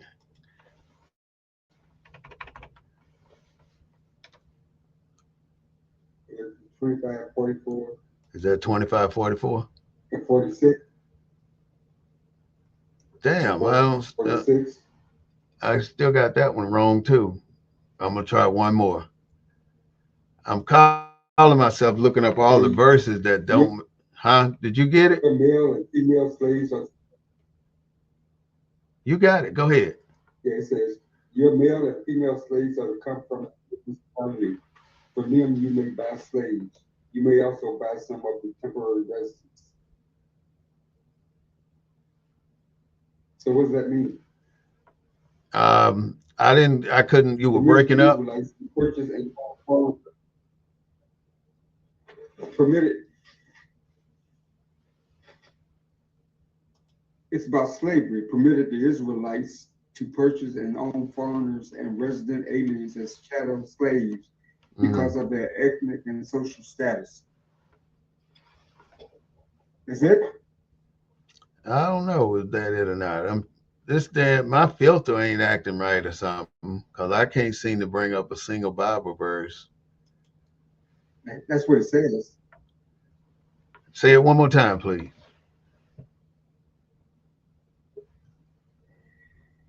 It says, permitted the Israelites to purchase and own foreigners and resident aliens as chattel slaves because of their ethnic and social status. Hmm. Yeah. So what it's saying to me, this is in the King James version, and it's saying that white people are permitted to buy uh, ethnic people and make them slaves. Okay, so now, so that's biblical. So you saying Mhm. that that's biblical? I'm saying that this is not part of what God inspired. Why would God say that? Are you because if Well, he if I'm asking you, listen to what I'm saying, this is not God. This is man. Because God, if you're going to go to heaven, you think God want to keep black people as slaves and allow white people to rule over black people in heaven, since that's what these people want to think. Why would that be? You know, God doesn't have slaves. So according to the Bible, though, they're saying that God wants to have slaves. So I'm going to First Peter chapter 2, and then the next one is 18.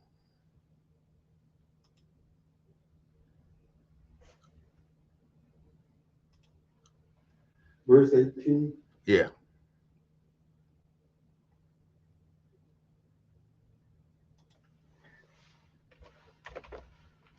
servants, be submissive to your masters with all respect, not only to those who are good and gentle, but also to those who are unreasonable.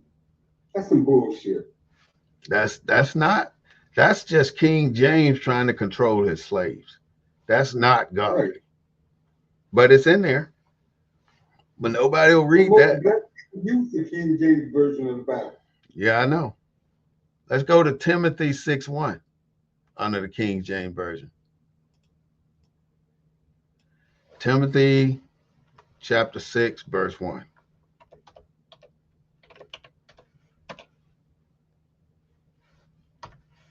Where'd you get this? Who told you all this? I just do some research, ask some questions, and I come up with stuff Let like that. all who are under the yoke of slavery consider their masters worthy of full respect, so that God's name and our teaching may not be slandered. God, See what I mean? That ain't godly there. But that's just somebody trying to control so, slaves. okay, so why do we use the King James version of the Bible? Because we're not thinking, And what and we're doing. every hotel you used to, and every hotel you used to go into have a copy of the King James Because Bible, it's subliminal thinking, KJV. just like the white Jesus. Subliminal thinking. If you're looking at the white Jesus as your Lord and Savior, you're looking at the white man as your Lord and Savior too. That's what the objective is. They understand the objective. They know what the mission is.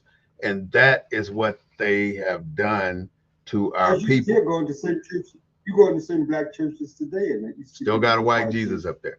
The only thing gonna help us is if once we can separate ourselves from the white man yoke, because right now we're under the yoke, and black men and black women can get, black women more especially, because they can get the benefits from the white men quicker than the black man can get the benefits from the white man.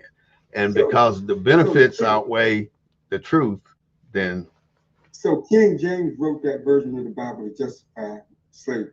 yeah, yep, that's what it. So is I got 2, 4, 6, 8, 10, 10 verses that talks about how we should be good slaves. and and that's the and those are the verses that they allow slaves to be taught. And look at So what they did to what was that preacher named Johnson, the one back in the slavery days that killed all these people. The one that used to take him around from slave camp to slave camp to slave camp plantation and oh have yeah, him preach to the the one that they allowed to preach and they finally wound up rebelling. yeah, and he He did got that because he saw how terrible they were treating these people. But why do you think it's so important that they beat Kunta Kinte? The depiction of the Kunta Kinte scene tells the truth about the entire story. If Kunta Kinte had not given up his Kunta Kinte name, then they could not have bestowed the name Toby on him and started his new life. They couldn't have done it. They could only do the Toby thing as if he had to give up his ancestry. That was the objective. Give up your past. So that's what they've done to all of us. We've given up our past. We don't know, when we went into slavery, they took all of our African heritages. So how do you feel about the missionaries going around the world teaching this shit? It's a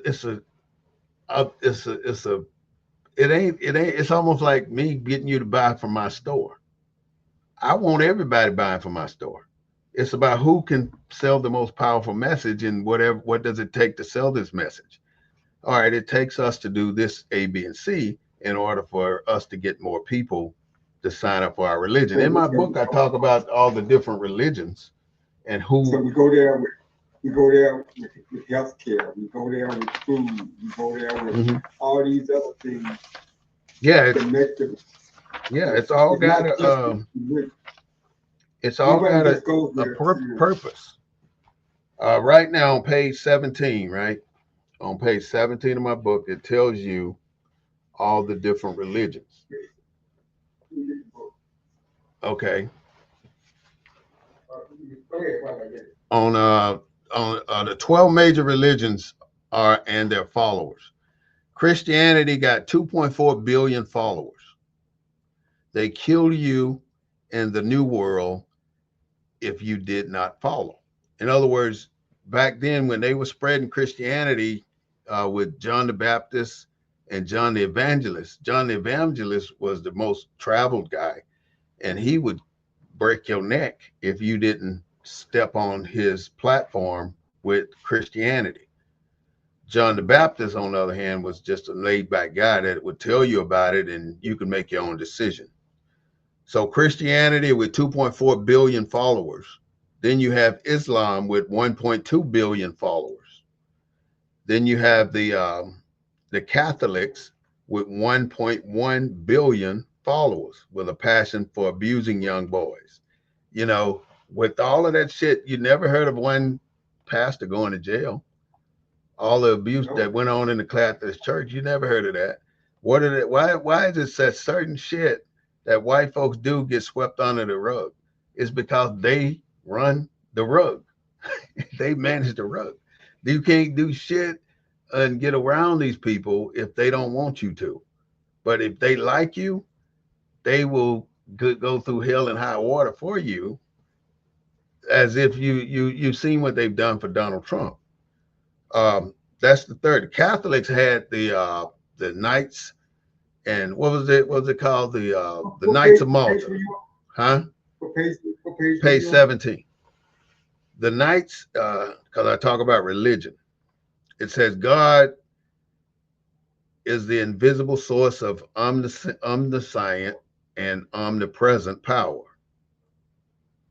It is difficult to believe we can navigate our lives without having help from a supreme being, and so on and so on. But then I get down to the on page 17 where I talk about all the different religions, and you got to realize how the Knights, the Red Cross Knights, the Crusaders, how they took out all the other countries, and they killed people, and they eventually came the Knights of Malta. And when they became the Knights of Malta, they were part of the Masonic order, and Jacques de Molay ran the Knights of Malta. And the King of France, So explain all the different Christianity religions, like Methodist, uh, Seventh Day Adventists. all of them derived from being pissed off at their mother source. So the Christianity and the Islam people have been fighting for 20,000 years, or for since time began, because the Christians would be in charge for 600 years, and then next comes the Islamic people will be in charge for another 600 years. They kept flipping and flopping for hundreds and hundreds of years since all of this stuff began. So now you see that over that dome over there where the kissing wall But is. I like this. I missed this part. What? And you asked this question because I always have this question. I really need to go back over this book. What? It says, why do millions of churches park themselves on the corner of our poorest neighborhoods and promise the path to salvation? I asked that. That's what you said. Where you at? Page 17 Still on page 17? says, why do millions of churches, like that one district I just told you. Oh, okay. was at, I got right? it. Yeah. That church you was at, right? Yeah. At the funeral. Yeah. That's one district, right? Mm-hmm. There's 99 black churches in that area where you was at. Ridiculous, right? Because everything's 99. broken off. Let's say I get mad. Me and you got a church together. We got 1,000-member congregation. I get mad because you won't damn talk about this on this day. So now I'm gonna break off and go open me up my own shit. And so now I'm taking 300 of the members out of that church that you got, and we going over here. That's what happens. So is that why God won't bless us? I mean, is that why we can't get the black community together?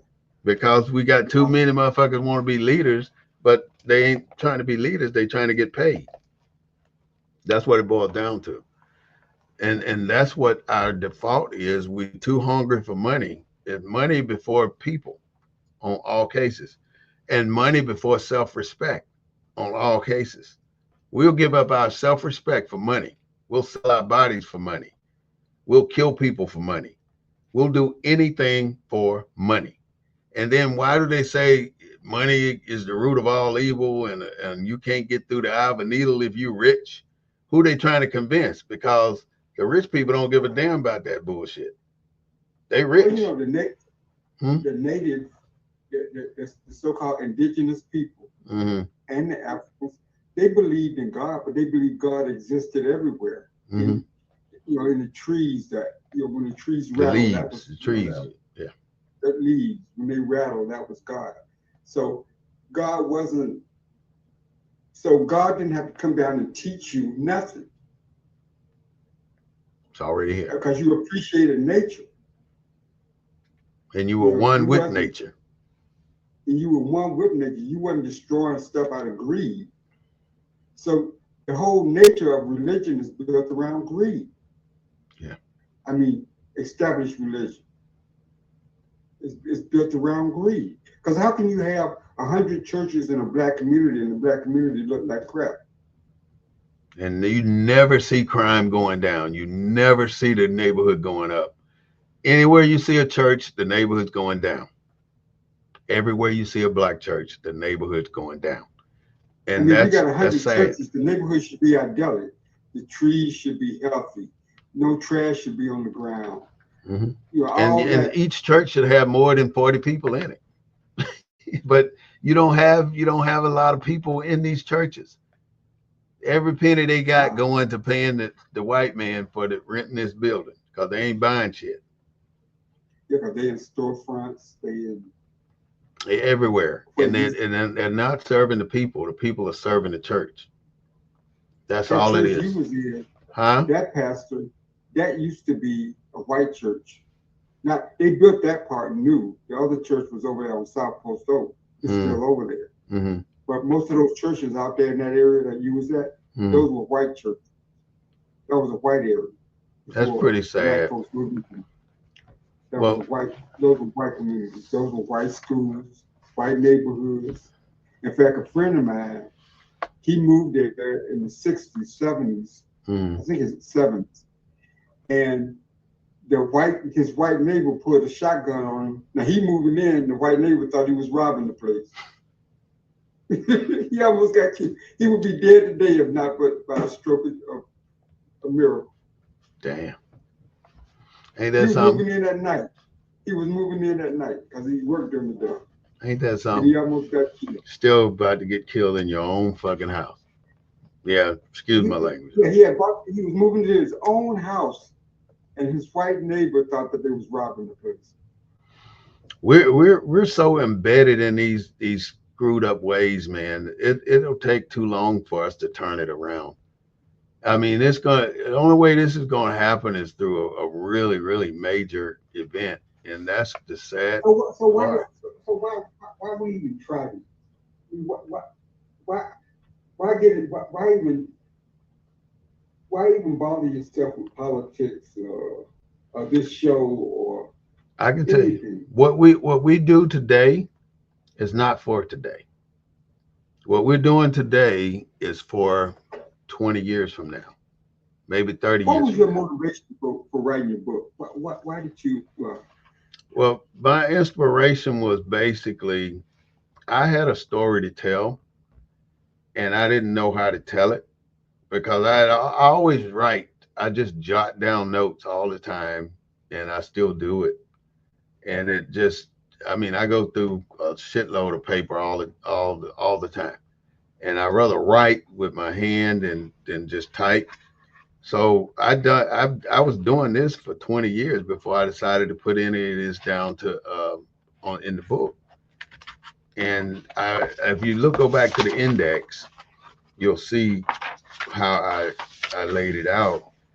I talked about my dedication, acknowledgement. Then I said, clean up my life, a better way to be clean, because many people outside of being taught like we were in boot camp don't know how to take a shower. Many people don't know how to brush teeth. Many people don't know the benefits of flossing or getting your teeth clean or getting a physical once a year. Many people don't have those basic things that are needed for us to be better people. Being clean means a lot to me, and I thought it was good for me to describe how I clean and how other people could look at how I clean and said, damn, I probably should start doing this. I'm washing my face with the same towel I wash my ass with, shit like that. So that's why I wrote about how to be clean. And then what makes them afraid of us talks about, Are you hmm, are you an active Mason? not, yeah, I'm a shrine. I'm in the shrine right now. But as far as the rest of the stuff, no. I just decided I didn't want to do it anymore because I went all the way to the 33rd degree Mason. And as a 33rd degree Mason, that's as far as you can go. You have no need to go farther than that. There's nothing left in Masonry past 33rd degree. So when I obtained the 33rd degree level, there was no reason for me to go beyond that. And I just decided I'd had enough. This is the one thing that you always maintain from becoming a 33rd degree Mason. I don't know if you can see it. Can you see that, Clark? Oh yeah. Yeah, That's I'm a third degree. I just never pursued it. I just you. never stayed active. I found some really flaws in that philosophy, and the biggest flaw I found is that you want to be known as the givers of society. You want to give here, give there, and make charitable donations all over the place. But in order to make charitable donations, man, you got to have some money to donate. You know, all these little $300, $400, $500 damn gift certificates and scholarship funds, and you make it like it's the biggest damn thing in the world. But you ain't really doing nothing but paying gas money to back and forth to school. You ain't doing shit. Like same with the rest of the fraternities. You always want to give, give, give, but you ain't got shit to give. Borrow your fucking bank account before you giving it away. You know, if you giving away a $3,000 scholarship and you only got 5,000 in the bank, you stupid. And that's what I see in all these damn frats. They got money. They got enough money to do their normal shit every year, and they don't have anything more. And but then the money you put into the basic, the community branch, 60% of that money goes to the next level branch. And then 30% of that money goes to the next level branch. So really, you're just supporting the levels at the top that ain't doing shit but partying. So you're doing all the work down here, paying for everybody up there to have a great time and show up. Yeah, it's a level marketing. It's a fucking scheme that beats the poor man to death. So I do look at it this way though. Any fraternity that you're a part of is not for the young man. It's for the middle to older men, middle aged to older age men, men who have been accomplished, who have disposable income and disposable time, because it takes a lot of time, a lot of money, and a lot of studying to be proficient at your fraternity. Otherwise, you're just spinning your damn wheels. That's all you're doing. So if you ain't going in it to go all the way, then leave that shit alone because you're spending $400-500 a year on bullshit and it ain't amounting to a damn thing for you. Because once you decide, let's say you walk away today from whatever fraternity you may be in, there's a 95% chance that you'll never hear from another member in that fraternity again. Never. Mm-hmm. And until it's dues time, you'll hear from them dues time. I hear from them all the time when it comes to do, but I hear from Alpha. I mean, they're pretty active in terms of communicating. They with stay the in members. contact. Okay, that's But good. I was really upset. I got a call from this white firm who's putting together the directory. And I'm saying, well, we got a white firm putting the directory together. Don't make sense. Why would you have a white person sitting at the head of your fraternity or your local fraternity? Is that permissible where you are? Yeah, I mean, we got white members. So The, you the would head of the TDA, the head of the TEA, the Texas Education Authority, he's an Alpha. The white guy that's over it, he's an Alpha. so your local fraternity you can have a white person in charge. No, we don't. No, I don't know. They never had one. But see, that's what I'm I'm, saying. It's I'm, certain I'm things that really they should not be seated as. there's two local fraternities here in Houston chapter and Missouri City. I don't belong to either one. I keep my membership at the national. I support the national. Partly because I got disgruntled because when my daughter was at this school, I tried to get the brothers to come and tutor the kids, and they was too busy doing something else and shit. I said, well, what the, where y'all? I went to this cleanup, Mm-hmm. and I tried to get them to come to, and it is a black school, and the only people there for the cleanup was white folks. Not one black man. Black men too So I'm busy. taking this picture. We're at the front of the school. I'm taking this picture. It is all white folks, and not one white person go to the school. That's why I had to let a lot go because none of that stuff means anything. Doesn't do anything. Doesn't do And my wife anything is really for into. even at funerals. You know, brothers show up and they're incompetent with the funeral services that they supposed to be doing, and make a mockery of your funeral service, like they supposed to be proficient. And then the first thing on their mind after every event is let's go to the bar, let's go get a drink. You know, what is more to life than going to get a drink? You know, every time you do something.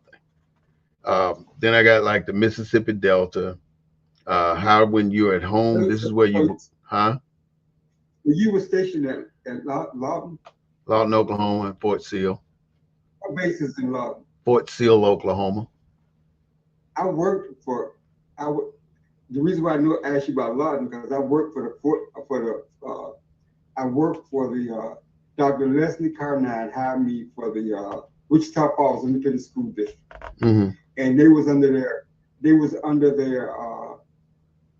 they were still under federal mandate from an old school desegregation order, and he hired me to help monitor the federal requirements. I met him in Little Rock at a conference in Little Rock, and I went up to Wichita Falls, and I knew that there was an Army base up in Lawton. Yeah, I was there for years. You ever go to Wichita Falls? Yeah, I've been to Wichita Falls a few times, right on the coast, the border, right? Right on the border, yeah, right. I got some property 45 minutes from there right now. Oh, do you? In Commerce, Texas. Huh? I-44, is that I-44 the toll road? I don't remember where it's at. I ain't been up there that long, but I know it's like 45 minutes from the border. Yeah. From Oklahoma. So make black people invisible again. That's one of the objectives of white folks. In other words, make America great again. The blues, I talk about the blues. How do you interpret that? What? Make America great? How do you interpret that as a black American? It's only one way you can interpret that as a black American, because make America great again, it only talks about what? Pre-Civil War America. He never says that. You know, he don't have to. I mean, the only way a white man want to make America great again is to make it pre-Civil War. Otherwise, he's not saying anything, because anything after the Civil War to present, they consider the demise of America, the fall of America. But he's explained what he meant by make America great again. What'd he say? Well, he don't say it because he leaves it up to the imagination. Because he's saying we need all y'all niggas back in slavery. That's what he's really saying. Huh? You think that's what he's saying? You think that's the message that he's sending to? There's no doubt in my mind that is the message he's sending. That is no doubt in my mind that is the message white people got. And nobody will ever tell you the truth about it, because everybody plays both ends against the middle and play like if he comes out and pushes an agenda of racism or this, that, and the other, we don't like this kind of people doing that. He's starting with Mexicans, and they too damn stupid to realize what the fuck is going on, still voting for this man. But his objective now is to target Mexicans. How about the 30% of black folks that voted for him? But it don't matter. That ain't even the issue now. The only issue with DT is Mexicans, because if his number one agenda is to deport Mexicans, in order to do that, he has to do two things. One, he has to say every police officer in America has immunity to do this.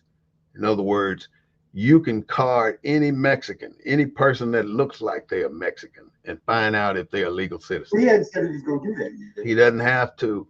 It's being done already.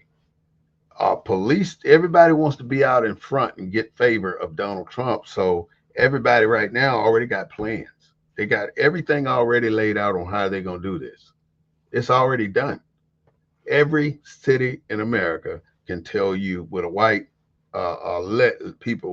with white people leading their police force can tell you how they will do this for how they will do it for for Mexican Americans. They know already. They already know. You know, we've been on for almost 2.5 hours now, Claude.